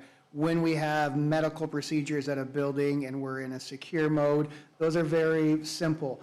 Our goal would be, and I hate to say this, but we are gonna have incidents where we go into a medical secure mode this year, I promise you. We will have a sample template. The administrators will contact me, give me some rough details, sometimes even through a text message, and it goes out. Before any of that information does go out, I carry my sets of phones with me at all times, and I'm always near a computer. That's always reviewed by me as well as the building administrator prior to going out. It's a very, very fast turnaround, because the last thing we want would be families finding out before anyone else. So we had an incident with, let's say, a police at the secondary, at the high school. We want to be communicating out that everything is safe. Now, as those serious incidents, hopefully we don't have to go down that road, but I agree with you in that situation. It's also hybrid because she takes part in some of the bond work in terms of the communication out. So she'll be in the buildings for that, as well as at community events within the buildings. You and I had this conversation earlier, before you even got here. And like I said, that is a concern. And when Dave was here, I can't remember the incident, but there was an incident, and the superintendent and Dave were sitting there doing exactly what that individual, that position, not that individual, that position should be doing. You know, they should be scripting that out. They should be scripting that out for you, not you scripting it out for them. That's the purpose of an informational officer. And, you know, and then I bring the document to you and go, hey, read it. Stamp. Yeah. And so I think we're not doing this in a proper manner. This is something that should be being done for you or even the building principals. It is done for me and the building principals. That is the process that we use. I can't speak to what they did before, but I do believe I watched the meeting where you discussed it because the communication didn't go out and you had a conversation with those two individuals and they said they were involved in the situation. Correct. I truly believe the process that they had, or maybe the procedure, didn't have contacting her immediately and having her draft it. I will say within the elementary principals that I've worked with, and I see one nodding in the background, that process and procedure wasn't in place for them to contact me and me to get that ball rolling to contact individuals. I do want them contacting me personally because I immediately want to know. I need to let stakeholders know. There are going to be situations for emergencies where as soon as that happens, a group text message goes out, most likely from Sue, to meet me in the fishbowl so we can start brainstorming on who needs to know what. I truly don't believe that, well, here we go, I'll make it even better. I don't have any process or procedure written down that we followed before. So moving forward into next school year, we will have a process and a procedure, and I'd be more than happy to share that with you of what happens in those events. And they are similar to a behavior in a school. There's going to be minor and there's going to be major. There's going to be minor events that we have to handle, but still offer that communication, and there's going to be major. In a minor situation, it's a series of communication. In a major situation, we're going to be contacting the SRO. We're going to be contacting every building principal. I'm going to be notifying you via text message in terms of an FYI message. We're going to be doing various things. So be more than happy to share that out when I finalize that, but that'll be something I work with the building administrators prior to students getting here in August when they return. Again, you just kind of made my point. You meet with people in the fishbowl, but yet that individual's not physically here. That doesn't mean in a serious situation that they can't be here, because it is a hybrid situation. And if we run into situations where they are frequently unavailable, where they're not responding to me, then that would be a different conversation that I have with that person. Okay. There is something said for that person to be present. And I don't care if they come from home, but they need to be present. Because, I mean, when we drag Sue to the fishbowl, we have one less person answering the phone. We should give Sue a little bonus. You know, well, but I mean, that's just an example. If she's going to be taking notes, then again, let's make her that position. Yeah, we'll give her 10 grand extra. The fishbowl, you know, the fishbowl comment was about central office administrators. The fishbowl would be my central office team coming in. Right, I understand that, but that's my point. We're not, well, it's all right. Okay, let's move. We can debate it all day long. All I'm saying to you, you find me another organization where that individual is not available, physically available to follow your coattail or whatever, or follow someone else's coattail and get things. It's their job to start that note process. It's not yours to notify them. That's my point. You have to be present to do that job on certain situations. The bond, I don't care about, and you know, like I said, the feel-good stuff is fine. You can write that from anywhere. But if you have an issue here, that's the purpose of having that individual. Like I said, I did it for a year and a half, and I think we'll all agree that there's probably a few things that happen in the city of Flint. So, you know, I'm not going to say I've done it at a high level, because I'd consider a high level Detroit. But the bottom line is, you can't do that position if you're not part of the events as they're unfolding. You know, If that's the case, then if something really happened bad at a school, why would you ever leave this building? Because you want to be over there and see it firsthand. You know, otherwise you could just wait on principal so-and-so to give you the next phone call and the next phone call and the next phone call. No, you're gonna get up and you're gonna drive over there. That's my point. And you can't, if you're not physically there, you're not going to do that job at a high level. Okay, thanks for your comments, Ken. Any other comments? For example, she covers snow days. You want her to come into the office at 4 in the morning when she announces? I mean, she does all the social media too. She's not necessarily drafting his email to send out to I'm teachers. talking about critical incidents. I understand that. Okay, That's- well then, it's not a snow day. That's a unless you critical deem that a incident. critical incident. Well, it is, right? We're canceling school for the day. Right? What I'm saying is you can't expect her A snow to, day is not a critical incident. And if you want my opinion on snow Okay. days, I think everybody should report here on a snow day minus the children. all right. So basically what you just said is you want someone here 40 hours a week to follow Ken around, which I know he works more than That's 40. not what I said. But if you want someone I said if there's here, a critical event, she should be called into the building you just said he should be following him around all the time. during a Okay. critical event. And, Go, you can Okay. watch it on the tape tomorrow. okay. I said during a critical event. So she jumps in the car and she gets here. Yep. So we can have that. But you just said that, part of what you said was you have someone here all day to be there, to field the calls, to do whatever. Someone's sitting in the building all day for all the things. That was part of what you said, having somebody like the lieutenant in Oakland I County, you said- have I him said here. What I said was, you will not find another organization where this job is done from sitting at home. It is done on the premise because that's where things are happening. Okay? So then you want someone here 40 hours a week. Right? Then they're here when the critical thing happens, then you're not calling them in. Then they're here. That would be fine too. Okay. So now it's a full-time position at $68,400 a year.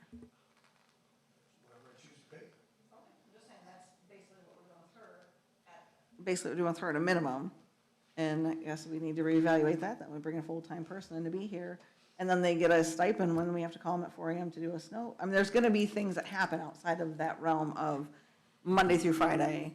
You're trying to turn this into something it's not, and I can write their contract any way I choose, and if 4 people vote for it, that's what the contract says. You can do this for $20,000 a year, you can do it for $100,000 a year. It's whatever the board approves. So if you want to add another $18,000 in stipends, that's fine. Do whatever, what I'm saying is to do this job at a high level, you have to be around. Give me another organization that doesn't do it. I'm Oh, not saying you that. can't. I'm just going with what you're saying is, you It's want like saying somebody the here news 40 hours a media, week. it's like when there's a traffic crash, the Channel 12 News doesn't report it from the station. They send a camera crew out to videotape the event. Why?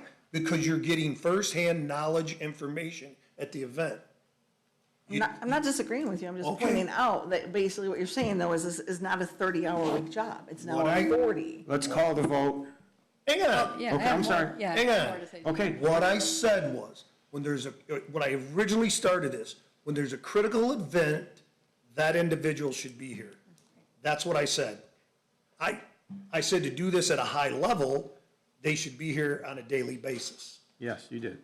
So 2 separate topics. So what do you want? You want someone here every day? I'm- Are we I'm- sticking with this? I'm content with the critical incidents. But when, when we're. I'm just trying to clarify what, because you said it in 2 parts, like they should be here all the time. Oh, quick, Andrew, if he's gonna sit and do the paperwork and then send it to her so she can post it on a social media page, we don't need the position. Because he can post it himself. How do you feel about that, Ken? Tanzarek? Any other conversation? Was that the only comment you were making, Andrew, or did you have more? No, that's it. Okay, Just trying to okay. put it together. So I'm gonna start out by saying that anything I say is not directed to the person currently in the role. Right. Yeah, it has So nothing to do definitely- with her. Right, so I just want to clarify that, because she does a great job. So my questions are, do the districts around us have this position? So does Flushing have this? Do all the Genesee GISD districts? I have not looked at the districts around, but I have not worked in a school district in my 25 years in education that didn't have an individual in a marketing communications role. A dedicated person? A dedicated person. With the salary, okay. And my next question is this salary in range for this particular position and the responsibilities for this particular position? I can understand that, obviously, somebody at some point took into consideration the qualifications that this individual had and felt that this was an appropriate salary to offer to them for this particular role. But just looking at this role and what it does and the hours that it, that are being asked for this role, is this a reasonable salary, or is this salary a little bit high for just somebody who has these responsibilities?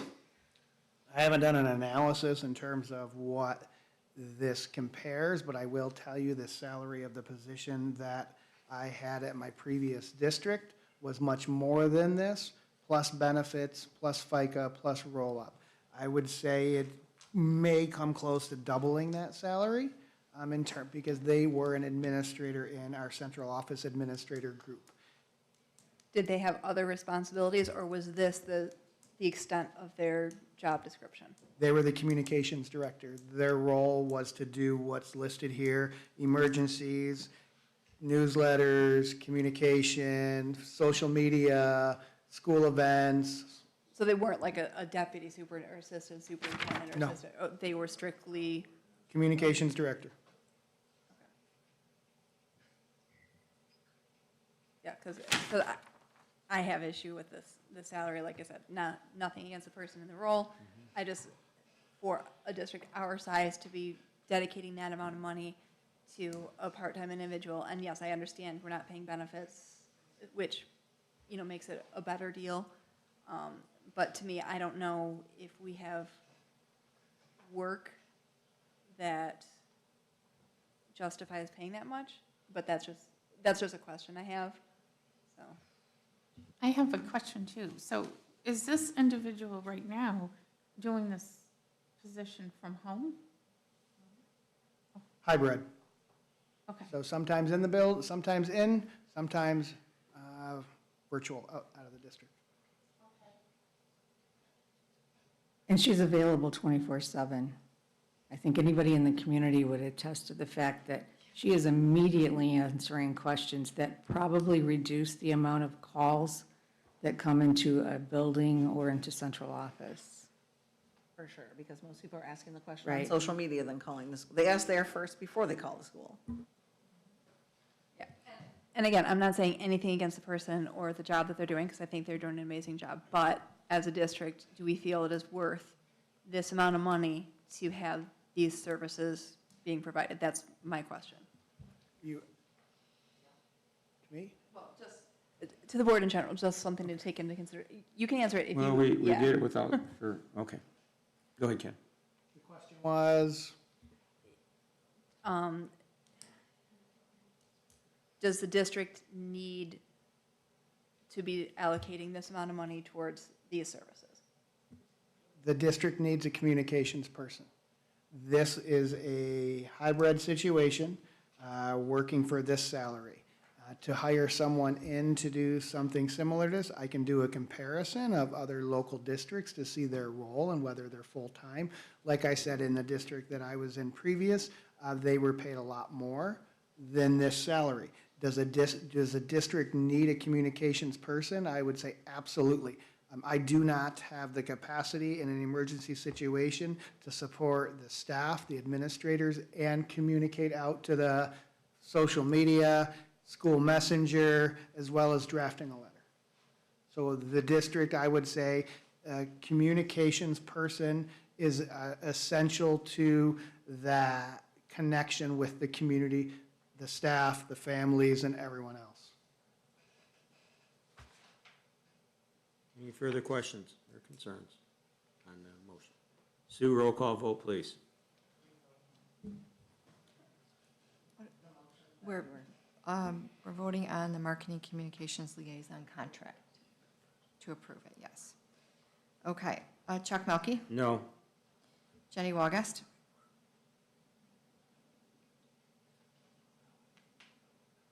No. Andrea Fick, Yes. Kim Winter, Yes. Carrie Germain, Yes. Autumn Henry, No. Ken Engel,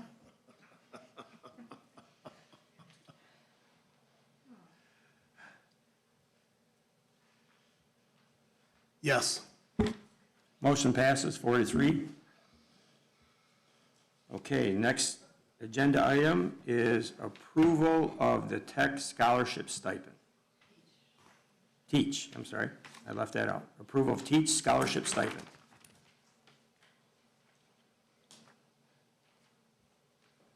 Any talk before there's a motion? I would make a motion that we approve this $375 stipend. I'll second. Motion's been made by Carrie Germain, seconded by Jenny Walgas. Further discussion? None, roll call vote, please. Chuck Melkey, Yes. Andrea Fick, Yes. Jenny Walgast, Yes. Ken Engel, Yes. Autumn Henry,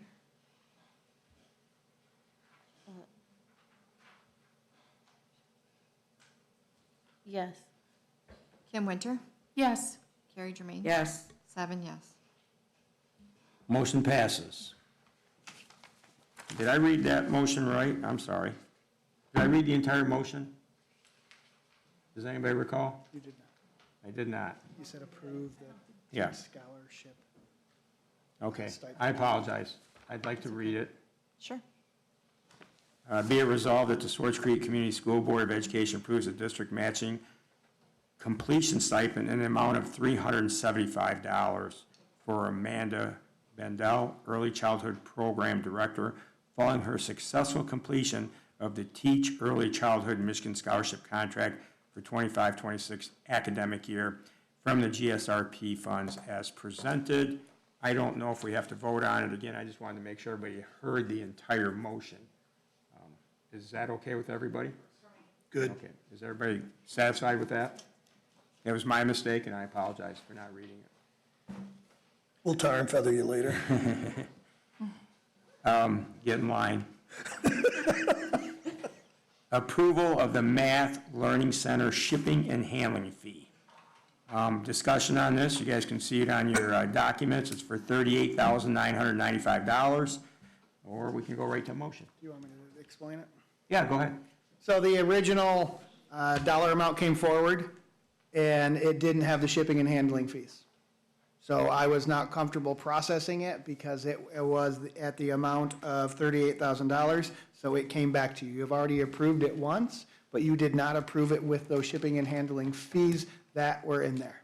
$3,800. $3,800. Yeah. But it's the actual amount, it was $3,500 additional. So did I read this wrong? No. Oh, okay, all right.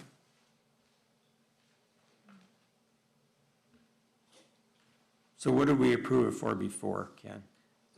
So probably 35,450. And then they raised it roughly have to- $3,800, so it took it to the $38,995. Yeah, it's 10%. it That's, looks that's like. not, I don't see a problem with that, but we need a motion for it if So somebody moved. would. Support. Support from who? Carrie. Carrie? Andrea and Carrie. Oh, I'm sorry, Andrea made the motion. Correct. Carrie seconded it? I didn't catch it.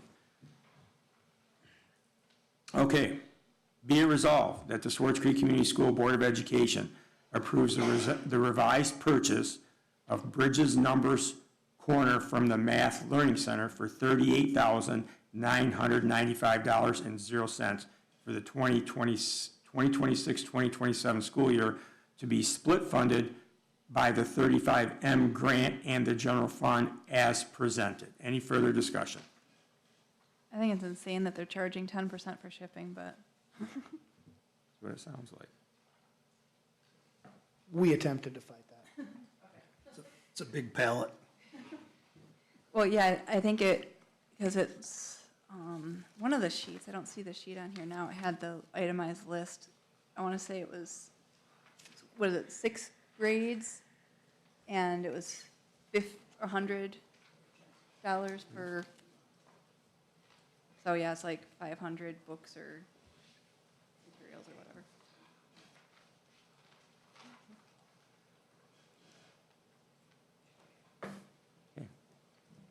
Any further discussion? Roll call vote, please, Sue.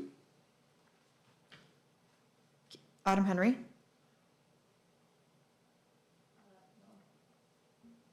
Yes. Did you say? Chuck Melkey. Okay. Yes. Jenny Walgast. Yes. Ken Engel. Yes. Kim Winter. Yes. Carrie Germain. Yes. Andrea Fick. Yes. 7 yes. Motion passes 7-0. Okay. We'll go on to public comment. Anybody from the audience may come up and speak. Please keep it at 3 minutes. It's not board specific. It's whatever you like, hopefully pertaining to school business. Yeah. Okay, we're going to take a quick 1 minute recess for, okay? Yeah. All right. Let's go check your.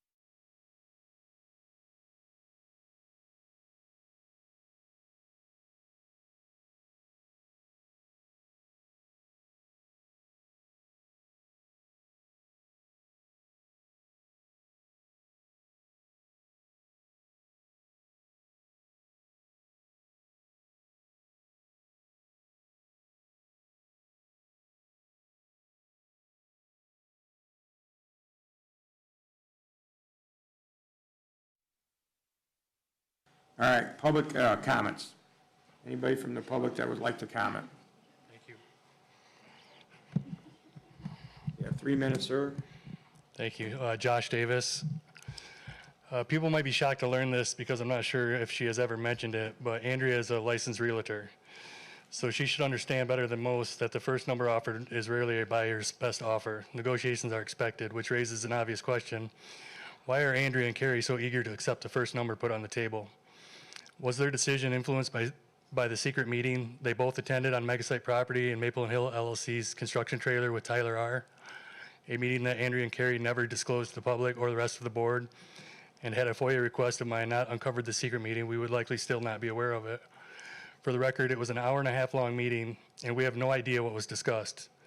So I would like to ask both Andrea and Carrie exactly what the agenda included for that meeting, and if that meeting is the reason they both want to accept the first number offered for the purchase of Moorish. Because if two members attend a private meeting involving matters that later come before the board, the public and the rest of the board have every right to ask whether decisions are being made in public or possibly somewhere else. I am personally concerned because of Andrea's track record with transparency and also a clip I recently discovered from a previous meeting. At that meeting, Holly Jarvis told the public that she showed up to the July 17th meeting because she happened to be watching the live stream, and somebody said out loud on that live stream that she could come. But the fact is that Andrea Fick texted Holly and told her to come to the meeting so she could vote. Andrea was sitting right next to Holly while that statement was made. She knew it wasn't true, yet she said nothing to correct the record. I'd like to know why Andrea didn't speak up. If nothing improper took place, then why did Holly lie about it? Had I not FOIA requested their text messages, we would likely never learn the truth about that one either. Lastly, I'd like to pledge my support to Chuck with regards to his current lawsuit. It's unfortunate that the district is trying to block his access to public documents. Everybody should think about that. Why does the district think it's necessary to block his access? What is the district scared about him finding? It's very telling in my opinion. I'd like everyone to know that today I paid $175 for a FOIA request regarding communications and documents involving complaints about Mr. Melky. My request for a fee waiver was denied, even though these records are obviously a matter of public interest. For anybody interested, all of those documents I received will be posted on my Swartz Creek District Documents Facebook page.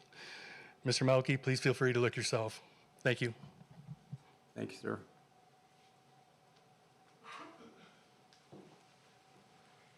Hello, Brianne Wilson, a CA president and German teacher. I just wanted to report to the board that second half of June, we had 2 successful international trips with our high school students. Lisa Mahalchek, who is a counselor at the high school, led a World War II focused trip in partnership with Flushing Schools. Aaron Geister and Aaron Robinson were also chaperones on that tour. And then I myself led a tour along with Doug McClure to Germany with German program students. And both groups of students were praised by their tour directors for being engaged in terms of asking pertinent questions to tour guides and really trying to connect information that they learned to what they learned in school, and also trying new things, whether it be a new food or a dance move in our Czech folklore evening. And also they were complimented and commended on their positivity through a European heat wave and culture shock, being far away from home for the first time. It's an amazing experience, but very overwhelming for some of our kids, many of whom had never been on a plane before. And so I just wanted to report 2 very successful trips. Thank you to the board for supporting these, and that our Dragons represented themselves very well and were good ambassadors for our school. Thank you, Brianna. Yes.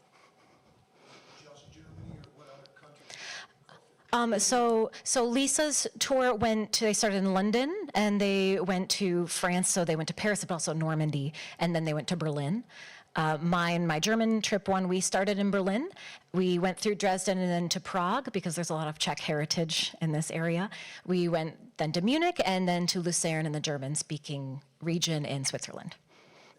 Thank you. Thanks, Brianna.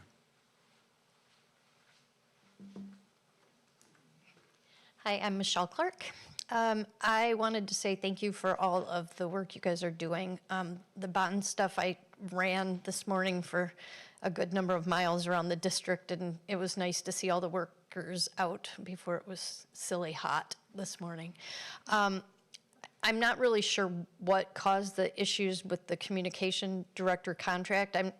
I don't know what you guys are seeing that we're not seeing. As a parent, the communication and the amount of things that she heads off on Facebook is huge. She's answering questions all day, all night. You know, she's not working from 9 to 5. She's on at 10 o'clock at night telling people that, nope, this is not a problem. This is where you can find things. This is what the schedule is for this coming up.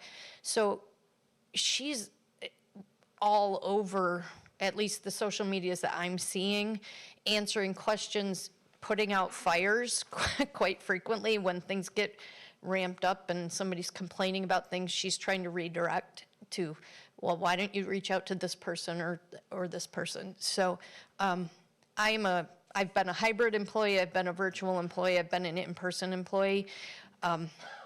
There's pros and cons to each of those, and so far I haven't seen an issue when urgent things have happened. That her Facebook posts that come out or the emails that come out seem to be pretty concise and update nicely, but she's definitely, I would be willing to say that she's working lots more than her scheduled hours. And as Mr. Jan Zarek,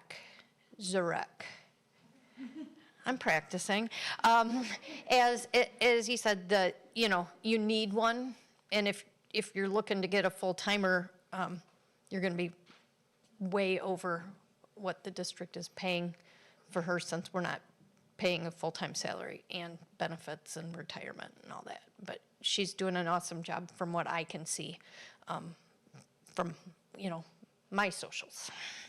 Thank you. Thank you.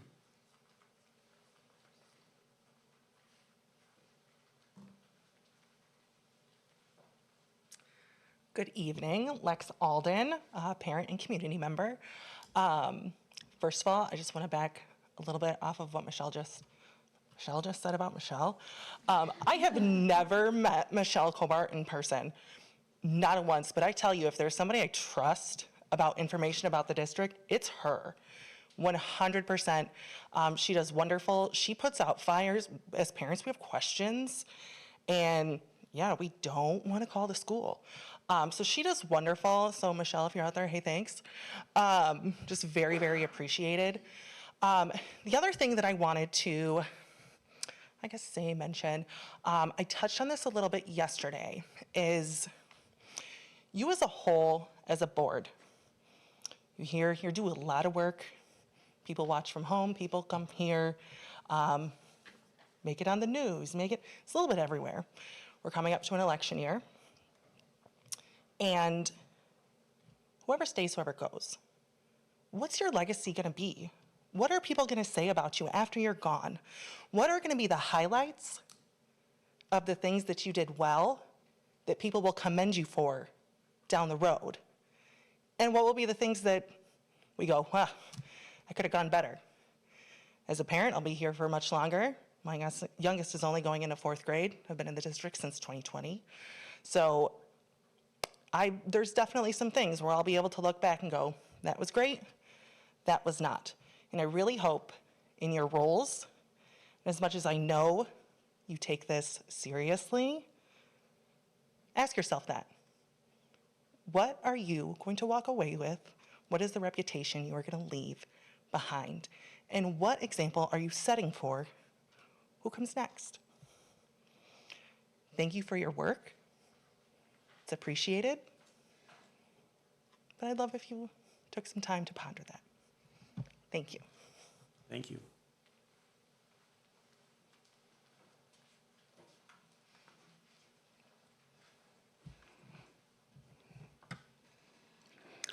My name is Gerald Roberts. I haven't been to these meetings in a while, but I want to commend somebody for bringing transparency to this particular school board. That's Mr. Melke. Autumn Henry was there. She's not here now, but she supported Mr. Melke. I didn't know who the new superintendent was, but I tried to contact the former superintendent, but I wasn't able to see him. He wasn't available. I got blown off. So they gave me the assistant superintendent. And I had concerns about this particular mega site over here. I wanted to talk to him about it, how the school system was. It was about a year before it actually started going. He assured me that we were going to be completely transparent. We were going to tell everybody what was going on and keeping the community going. Now, when I walked through that door, I met the new superintendent. I didn't know who he was. And I talked to him about transparency. And I said, I hope when you're in here, you're going to give some transparency to it. The only person that did that was Mr. Melke. I think this other gentleman over here, at a point in time, they were friends, and he helped him out. Now I see there's a little bit of sparse there. But I want to give a suggestion. If you're going to be transparent with regard to school of choice, you might want to put those things up there so the people out here can see the numbers on how many people are here and everything like that. Show the people, be transparent, not just put it on a board for the board or some of these school teachers out here to know. There was a study a while back with regard to school of choice versus regular, when they have the count day on how much money actually comes into the state per student. And we were in the hole about $4,000 for every school of choice versus every person, in other words, that was a actual count student from here. Now, wouldn't that be transparent if everybody knew that? And how do you decide on that number or how many of these people are coming in? If me, as 50 years living in here, have paid taxes to the school system for that. I've had 2 kids go through school here. I've been active. I coached a couple of the varsity girls soccer teams by filling in. I did 180 games with regard to as a soccer referee. Both my knees are blown out because of it. I'm 84 years old, and we need transparency. People need to know what's going on. That's what I have to say. Thank you. Please do that. Here's this sheet that we looked at on school choice. I You're would welcome like to to that, see Joe. that. Yeah, just, you can take it. Thank you. Anybody else from the public that would like to make a comment?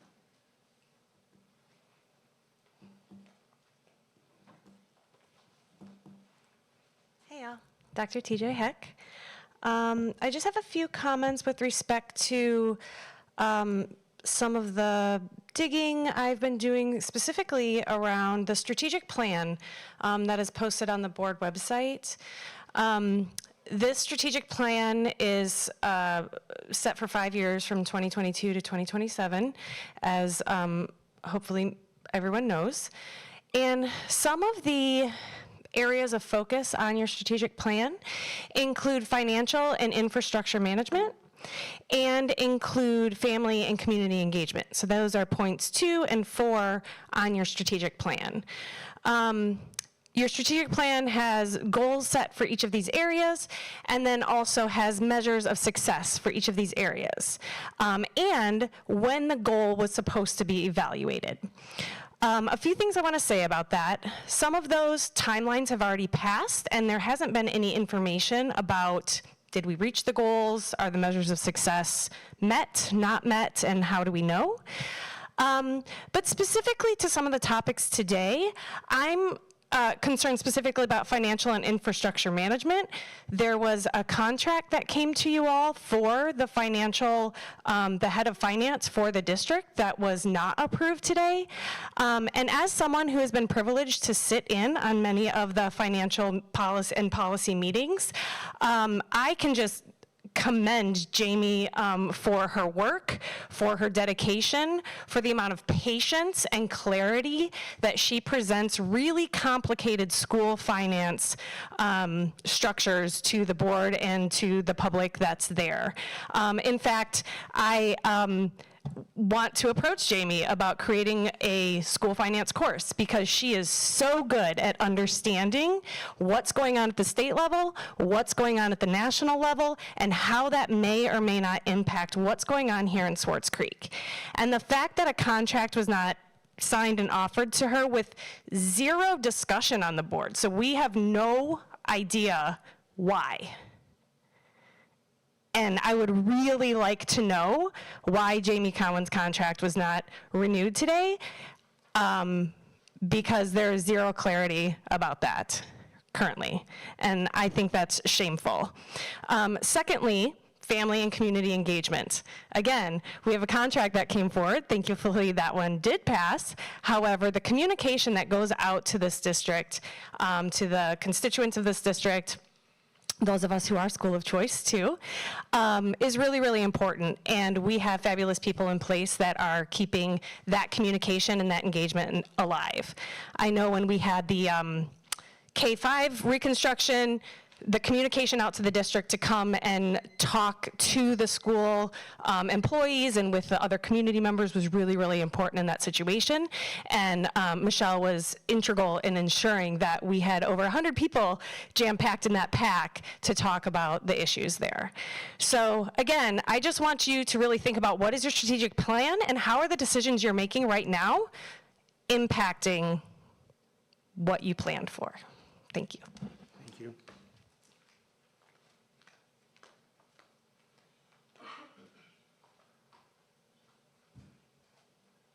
Okay, board comment. I have a comment. One of the community members talked about leaving a legacy. You can sit up here or you can sit in any public office. You cannot please all of the people all of the time. You can please some of the people some of the time. I'm sure you've all heard this. And sometimes we have to deal with sensitive or unpleasant situations. That's just the way it is. Everything can't be pleasant. And that sparks discussions. People have different feelings. So it's not that I'm up here trying to leave a legacy. I'm trying to just do what's right for the district and the kids. And we will never, ever please everybody all the time. So that's just my take on it. Thank you, Kim.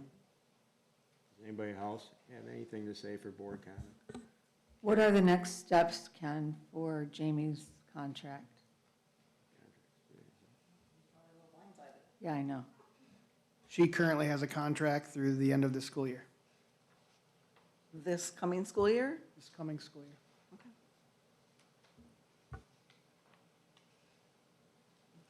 Any other board comment? Sure, go ahead. I do. Couple of my real quick topics. Again, I'd like to have the board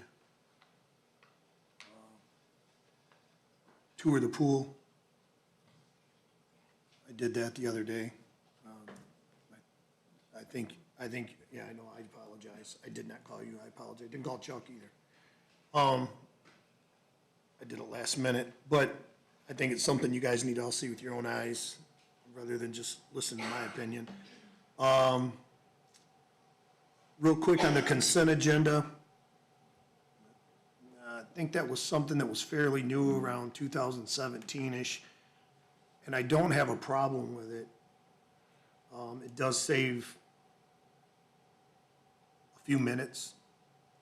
Very rarely do any of those topics really get discussed. However, when you do have a problem with the agenda and you put it in there, maybe that's something we should pull out of there, is the agenda, because you can't change the agenda when it's part of the consent agenda.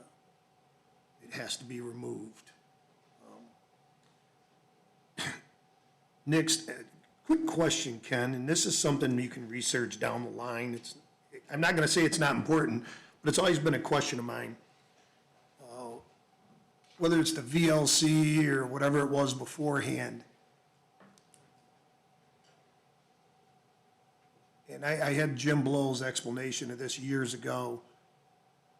Why aren't that group of people put in with the rest of the district? And I'm not asking you to answer it now, but it's something I've never understood. And where that really posed a problem years ago, and I watched it firsthand, was when a teacher was teaching over there, they did not accrue any kind of seniority, they were not union represented, they were nothing. And one teacher who, pretty squared away lady, or I thought she was, my opinion of her, she left here to go to Linden because at that time, they wouldn't give her steps and lanes. And then another gentleman, who was also a pretty squared away guy, he stayed, and about 2 years later, he was given his steps and lanes, while the other one went and started from scratch over at Linden. I'm not implying he was someone's friend, I'm not implying there was anything done there wrong, but that's a topic that should be discussed. You know, again, we can make the contract say anything we want, and if 4 people agree to it, that's fine. But I do think that group should be brought in with the rest of the district if that's something that's reasonable. I've just never understood it since 2011. And I still don't today. And today when it was talked about, I'm sitting there shaking my head, and I thought, well, I'll pose a question to the new superintendent. You know, give you something else to do. You're not busy. That's sarcasm. And go back, just so everybody, one thing people can be clear about, the communication person, I have no problem with the position, and I have no problem with the person doing it. However, for everyone that wants to support that and try to, it's not about the person. It's about how did a job get put in place and compensated for a few years that didn't exist anywhere contractually. I mean, you should, when that paycheck goes out, there should be a contract to justify that pay. Because if you don't have to have one, I'd like a paycheck from the district every 2 weeks for maybe just $1,000. And you know, you guys can approve it 3 years from now. And I mean, but that's how ridiculous this sounds and is. And this isn't Ken's fault. But that is some of the problems that we have had around here, along with the stipends, that did not come to the board in a proper fashion. This place is completely mismanaged. Completely. You can't deny it. You can't even argue it.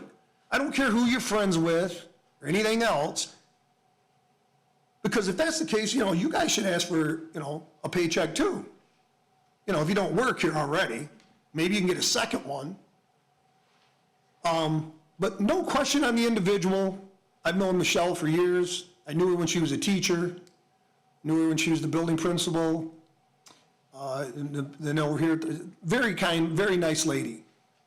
My only point that I kept beating the proverbial dead horse is there are certain times that you have to be here to do that job properly. That's just a fact. And I've done the job. You have to be present as things are unfolding. I'd like to welcome our 2 new administrators, the part-time and the full-time, or temporary and full-time, however you want to phrase that. And I think that's it. Oh, and I'm not trying to beat anybody up but the legacy thing, I'm going to piggyback on her. Tell me the last 10 board members that served on the board that no longer serve on the board. Tell me their names and what all their great things they did or didn't do. 1, you can't name the 10 without help or looking it up. And 2, you probably can't name anything they did or didn't do. So, you know, everybody comes up here as individuals. We try to have our own ideas. They're not always right. But what I can tell you this board has done in the last 6 to 12 months is we have, with the assistance of other people, we have uncovered one mess after another. Financial messes. People being compensated that should not have been compensated. So if nothing else, maybe why we're up here being great board members to some people and jerks to others, we discovered a lot of things that if someone was stealing out of your house or your wallet, and they were, because we're all taxpayers, you'd appreciate it. And it you know, the transparency thing, well, that's a cliche. You know, I mean, that's a cliche for everybody. But we weren't being transparent. There was a lot of shady stuff, and we're still discovering it. So, you know, just take that to heart. But, you know, I must have really done something nice when I was on the board the last time, because when the one lady resigned, I got about 5 phone calls from the public. So I must have left a lasting impression. I don't know if it's a good one or not, but I left a lasting impression nonetheless. Who's next? Yeah, go ahead, Jen. This is my turn. All right. Since everybody else is hitting on the legacy, I'll hit it real quick for a second, too. I'm not here for the legacy. Everybody can forget my name as soon as I walk out the door. I'm fine with that. I'm not looking to have my name permanently etched in Swartz Creek history. I came up here, I volunteered to sit up here because I saw there was a lot of stuff that was kind of going on that was sketchy, and I wanted to see if I could, you know, help get that. And it seemed like there was a lot of people that there's a lot of miscommunication, and I just wanted to help if I could kind of bridge some communication gaps. I'm happy with what we've accomplished so far. You know, obviously we've had issues and we're not perfect, but I think we're making great strides towards improving. So even if I never sat up here again, I'm happy with what we've done, and coming up here wasn't about making a name for myself. I don't care. I'm not, that's not my goal here. I'm also gonna hit on, you know, the marketing thing. I love Michelle. My child loved Michelle. My child had Michelle as a principal at Moorish, and then when Michelle moved up to the middle school, my child was very disappointed, as was I, because I loved having her as our principal. And then when we got to the middle school, I was glad to have her back, and then she, unfortunately, that was her partial year, so we didn't even get a full year with her at the middle school. So I love her. I think she's done an amazing job. My vote not to approve that particular contract has nothing to do with that, and anything I say about the position is no reflection of the commitment that she's put in and the work that she's put in and the great job that she's done. So that's totally separate. My only concern is making sure that, you know, again, our responsibility up here is to make sure that the things that we're approving are appropriate for the district. I hadn't heard a lot of supporting information about how it was determined that we needed this position, how the description was written, how the salary was decided. It seemed like it was just kind of like haphazard kind of a thing, and I wasn't comfortable continuing down that road just because we'd found a great person, and I just wanted to make sure, again, it's our responsibility of the district to make sure we're making good decisions for the district, and I just wanted to take some more time to make sure that was the correct decision for the district. It passed anyway, she still has a job, great. I look forward to continuing to read her social media and other posts that she makes. The other thing I was gonna say was, so I've had a member of the public contact me particularly. I know they've been up here, they've done things on social media, they've contacted a lot of people. But they had reached out to me directly several times, so I just kind of wanted to address the things that they had brought to me directly. And again, they brought it to everybody, but I felt a responsibility to try to respond to some of the things because they had some valid concerns. They brought up an issue about texting people that weren't here and things like that. And said that that was an OMA violation. Obviously, it's a law, there's legal repercussions, there's times when you can dispute that, those have passed. But I believe that, not beating people up for the past, but moving forward, I think we probably could all benefit from some training, so I don't know if that's something that, so both that and for retaining public records. Another complaint was that a person tore up their personal notes, and there's differences of opinion about whether that is a public record, it's not a public record. I know that some people from Troon have weighed in. I don't know if everybody has, and sometimes you get different answers from different people, even from Troon. So if we could get something, either some basic information or a memo or something like that from Troon, laying out what are public documents that are subject to retention, are our notes, public documents that are subject to retention, just so that we're all on the same page. Again, I'm not doing this as trying to beat anybody up in particular. I'm just saying, obviously there's been concerns, there's been questions, there's been different answers given. So let's make sure we're all on the same page so that we can make sure that we're not violating any laws, because I don't think anybody wants to be violating any laws. And then the last concern that they listed off was a particular board member's conduct towards them during board comments at the February 23rd meeting of this year. Watching the video, sitting here, it didn't seem very appropriate conduct between a board member and a member of the public. We kind of have to police ourselves. So I just wanted to bring that up as another, just as of here on the board, that was not a great interaction with a member of the public, and not something that I would use as a demonstration of how to do that. So I think we all just need to make sure that we're being respectful of members of the public and not, insulting them and how we're addressing them. It's difficult when there's inflammatory situations, but I think we all need to make sure that we're being respectful of the public. So those are the things. Like I said, I only brought those up because I was directly asked about them, so I figured I'd bring them up here. Thank you. Thank you, Jane. My turn? Yes, ma'am. Yeah, they were brought up again tonight. So, couple of things, and I'll start with the whole texting situation. I mentioned it back in February as well. And I've invited people to, I guess I'm gonna have to go find it and put the clip out there. In July, in 2024, there was a vote. It was a tie. Jack Sayer said we needed a tiebreaker. Let me back up in a minute. I know we've said this 10,000 times, and I implore people to go watch the video. You can't look at one part of something and judge it off of that, and that's what keeps happening. And we had taken a break before this vote. During that break, Holly Jarvis did text me, why you on a break? Because she was watching it live. And I said I had to pee. Texted her back. 15 minutes down the road, roughly, we took a vote. It was a tie. Jack said we needed a tiebreaker. I happened to mention Holly was watching because she told me. Chuck asked if she could vote virtually. Jack said no.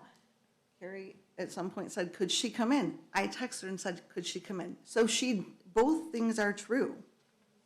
Holly was watching. Holly watched that whole conversation go down at the same time I texted her to ask her to come in. So both things are true. No one lied. I didn't sit here and let her lie. She was watching. That's like literally in the text messages. But when you say, here's just the text messages, Andrea texted her and told her to come in, it's completely out of context because you're not watching that with the meeting. And this is probably the 5th time that I've said this up here and it keeps coming up. So maybe, since he's brought it up to you again, you could just shut that down and tell him to go back and watch it. He has 6 months to file an OMA violation if he had a problem with it. But the entire board watched that go down. The entire board was like, yeah, text her to come in. The entire board, 6 people that were here, said we would table the issue until she come back. It wasn't me.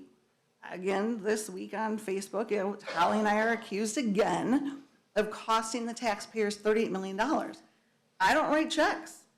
Holly doesn't write checks. No one on this board up here writes checks. I never made a decision on $38 million for anything. 4 board members voted to put bond language on the ballot. That was the vote in question. 4 of us, not Holly and I, and the public voted for the bond. I didn't cost anybody any money. That is actually very untrue and a whole nother issue with that comment and the untruthfulness of it. So another piece, there's a lot of Facebook chatter today. I voted yes to sell the school last night. We didn't take a vote to sell the school last night. That vote didn't happen. And my vote was actually a no vote on the motion that was made. So hopefully y'all can chime in on that on Facebook and maybe educate some people on the vote, the motion that was actually made. It was to take the offer and completely ignore it. My suggestion was, prior to that, was we could counter all the things we were talking about. Counter the time frame. If enough of us wanted to pursue it, like we did last fall, we give a counter offer. They don't know what we want. They're going to keep bringing, maybe, and they might be done. But how do they know what to write for, if they write another offer, they're going to do the same thing over because we're not giving them answers. Hey, Jim, go back and tell them we want more money. They come back and say very nicely, very well-drafted letter, and let me remind you all, in the letter, when they, last fall, when we said we wanted more than 40 million, and they come back and said, that 40 million was based on building a building 50% bigger than Moorish, just so y'all know. That's where they got that number. And we'll be great neighbors. Nice email, politely told us no. We actually have spent the last 9 months not thinking about that again. And last night we said, hey, let's think about if we get another offer. So we've just let 9 months go. So maybe we'll get another offer, maybe we won't. But the vote last night was not to sell Moorish. And nor did I vote yes on the vote that was made last night. Another piece, yes, I am a licensed real estate agent. I mainly do residential sales. There is no set standard of what the first offer looks like. There is no first offer is the best offer, first offer is final offer. What I presented 10 offers yesterday on one property. They ranged from $130,000, $160,000 property. Someone offered $130,000, someone offered $185,000. There is no, a buyer's gonna offer this, right? If so, then everyone would offer $160,000, right? If there's a set way that this is done. There's no set way anyone makes an offer. That was 10 different people with 10 different, no 2 offers were exactly the same. So there's just a prime example of how real estate works, right? It is not a set, hey, first offer is this. So yeah, I'm a real estate agent. Y'all could have asked me a lot of advice last night and in the past, how do we counter this offer so we can let them know what we want? Everybody shunned it away when I said it, and let's just vote not to take this offer. So just wanted to clarify, didn't vote yes last night to sell the school. And I think that was all the notes I had. Okay, thank you. Is there anybody else? Okay. Speaking of the mega site, I made contact with Win Cooper, and he actually made back contact with me. And I told him our official position yesterday, what we voted on, and he was very respectful, very kind. He's just a representative of Maple Hill and the mega site people, and said, I understand completely. He did, which I did not know this, he texted me and asked that he would give us more time because he watched part of the meeting. And he said that if you guys need more time, he was willing to do that as a representative of the mega site. So I want to relay that to you guys in transparency. And if you guys would like somebody, probably the superintendent, myself, and one other board member, you guys can establish parameters for us to reapproach him or not reapproach him, or leave it at that. His indication was to me on the phone today, and is that they will not make an offer probably again. So if somebody gets goosebumps, second feelings about it, that's something this board should consider. But he said he would be willing, if we approached him on it, and he is the official representative, and I told him, you know, it's been done verbally. I said, you need to file a formal letter with the board and send that certified mail or something to us. Strategic planning, Dr. Heck brought that up. Great point, because that's the next big issue we're talking about, Ken, right? Because that's coming up soon. It's a 5-year plan, and there should be merits on how far we've succeeded in each category. So that's not, we can't discuss everything up here. I'm just addressing things that some of the public has said. I'm going to steal a little bit of Ken's thunder here because I told him he could talk, but I'm really impressed with the, you know, at the end, usually the superintendent doesn't make board comments, but you can. I'm very impressed with the 2 people you phoned to work in the district. You're a great catch. Once again, everybody says, well, what's your legacy going to be? That's my legacy right there, because this is the guy I pushed for. But you know what? No one's going to say that. You know why, ma'am, or people? Because you can do 100 good things in my life. I'm 66. And you can do one bad thing, and what do they remember? People are really not fair. They have to look at the overall picture. So they'll see 1 or 2 bad things you do, and then they'll see 100 good things you do, and anybody that's been in law enforcement or any type of public service work, including teachers. You could do 100 good things for the students, and as soon as you have trouble with one student, guess what happens? Parents come in and start yelling at the teacher's no good, and I hope that's not a legacy, because that should not be it, and people don't consider that. So that's a big thing with that. So I'm really happy with the new hires. I want to congratulate Ken, because I think he did it in record time, and Wayne helped him, right? Yeah, on the contract. Congratulations to the teachers on getting a tentative agreement on their contract. I think it was done on record time. A lot of people on Facebook, which I'm not on, but people tell me about things on Facebook, because a lot of my friends are. They say that they were complaining about the calendar, but that has to be negotiated. It's now negotiated. So a lot of misinformation goes out there. So I'm just glad that the contract's settled. Other than that, Josh Davis, you brought up Jenny. I think that will do it for now. I'm happy that it went pretty smooth for a long agenda, and I want to thank all my fellow board members. I could say some more, but it's been a long night for a supposedly 2-hour meeting that turned into 3.5. And Ken, in closing, I'll give you the comment to, oh, I'm sorry. Yeah, Ken, I would want to thank you for anything you want to say. The board supported you on your hires. I actually had some public out here 5-6 months ago, and they would be yelling at me and carrying on. You're never going to find anybody. They're not saying sorry or a legacy. They mother effed it, and look who we got. We are changing things around, because Ken Engel said it perfectly. There was a lot of things that were mismanaged, and when you make change, you're not popular. And sometimes doing the right thing is not going to make you popular. And any of you that have any salt in your shoes understand that. And I want to thank all the public that made comments. I always write down notes and try to get people's names so I can try to remember them. So thank you all for being here. And you're good, Ken? You want to say nothing about your 2 new hires?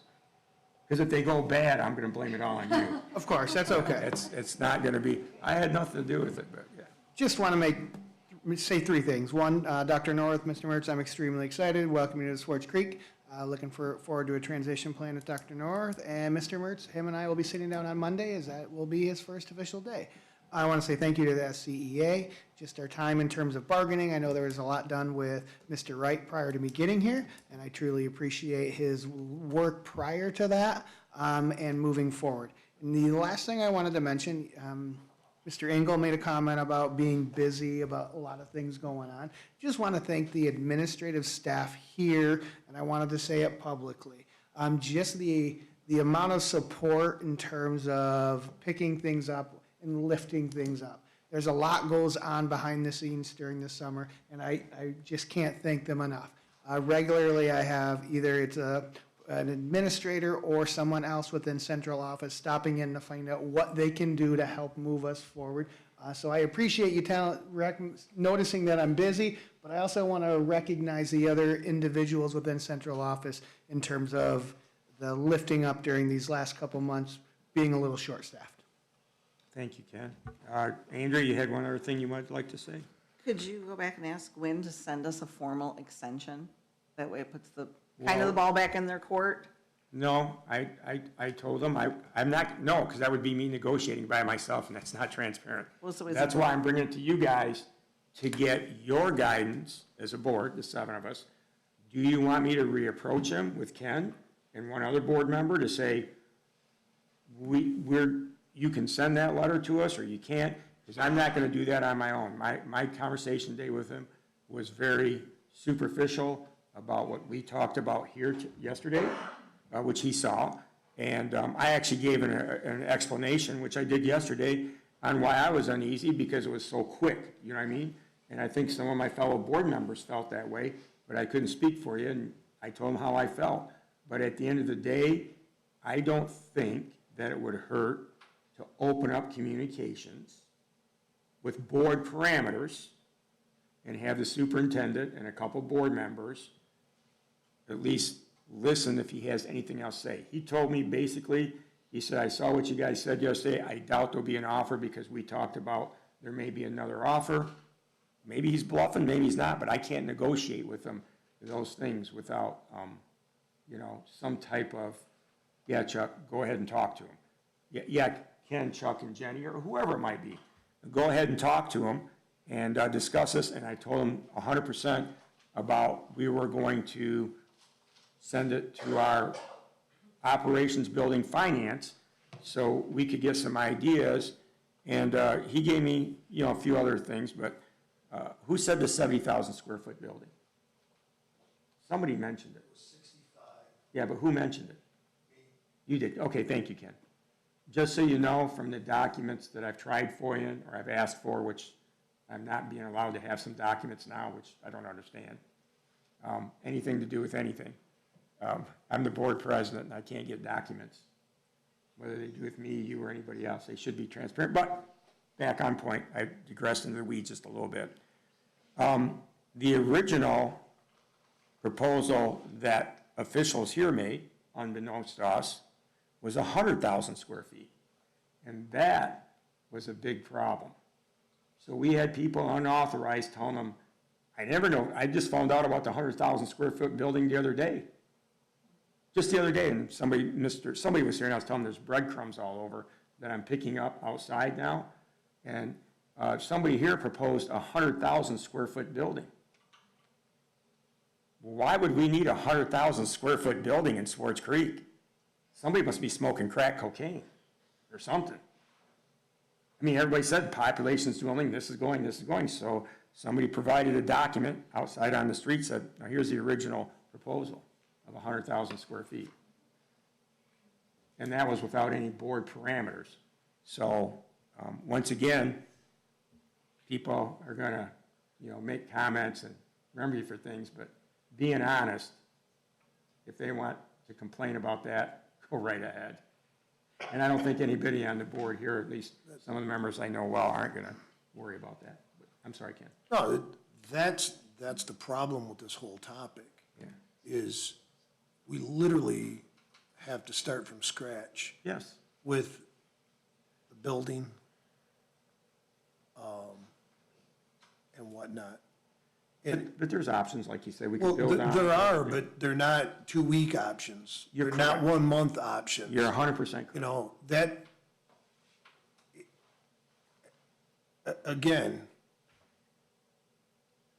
that proposal addressed some of the complaints we had. The money stayed identical, and it gave us a 2-week timeline to address it. So simply put, again, it's like you're being bullied. It's no different than the calendar when we have it. Right. Everybody knows that everybody wants a calendar. Well, we'll put that in negotiations. Okay.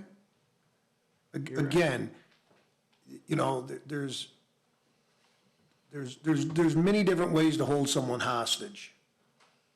And those are very polite ways of holding someone hostage. We have it in 2 weeks by your next board meeting. Oh, okay. And that in and of itself was ridiculous. Right. Well, I'm telling you what he told me today. Well, but what's an extension? Well, the extension was. Gonna give us another 2 weeks?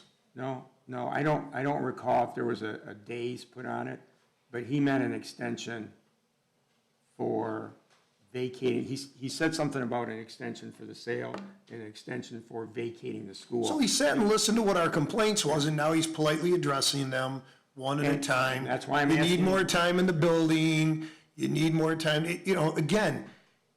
I get it. So, but what will be the next? It's up to you as a board. It's not up to me. It's up I to all understand 7 that. of us. I understand that, but. You guys. But again, give direction. the topics came out again last night that were problems, and they were addressed. But they created the topics. The first time around, it was 3 years in the building. This time it was 2. Well, so you know what you're doing. We've already, everything we threw out there, we were short money. So you come back with the same amount of money. You know, that was not a reasonable proposal.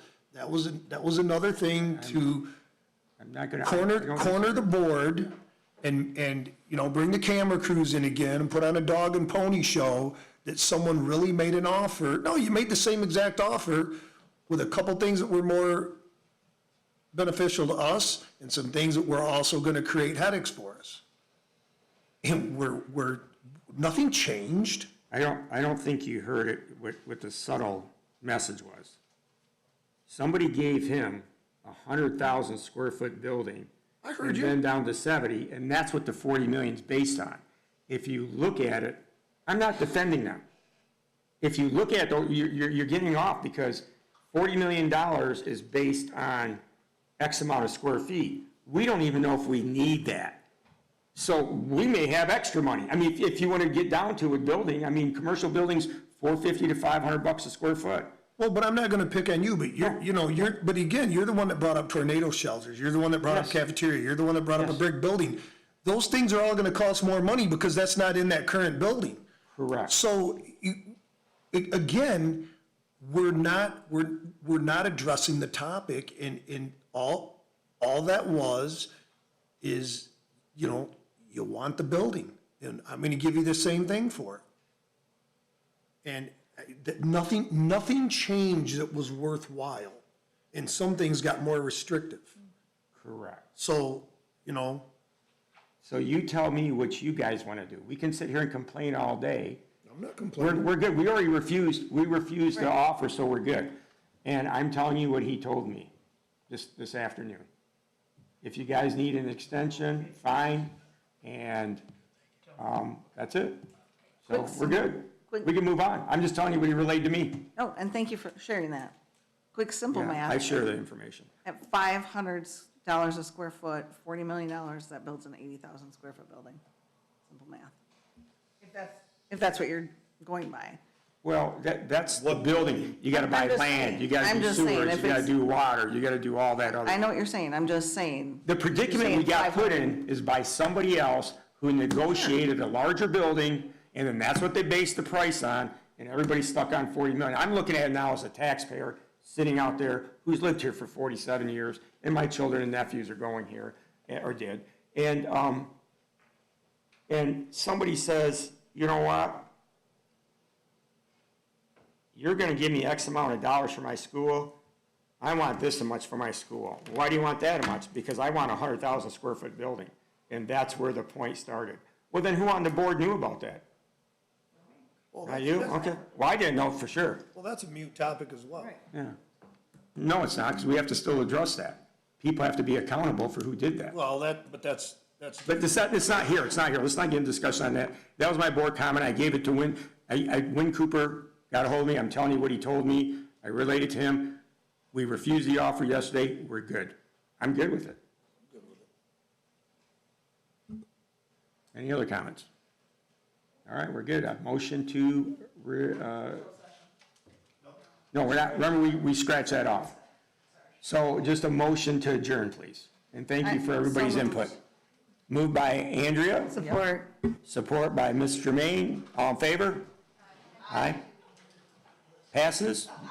Session's closed, and thanks again for the public to attend.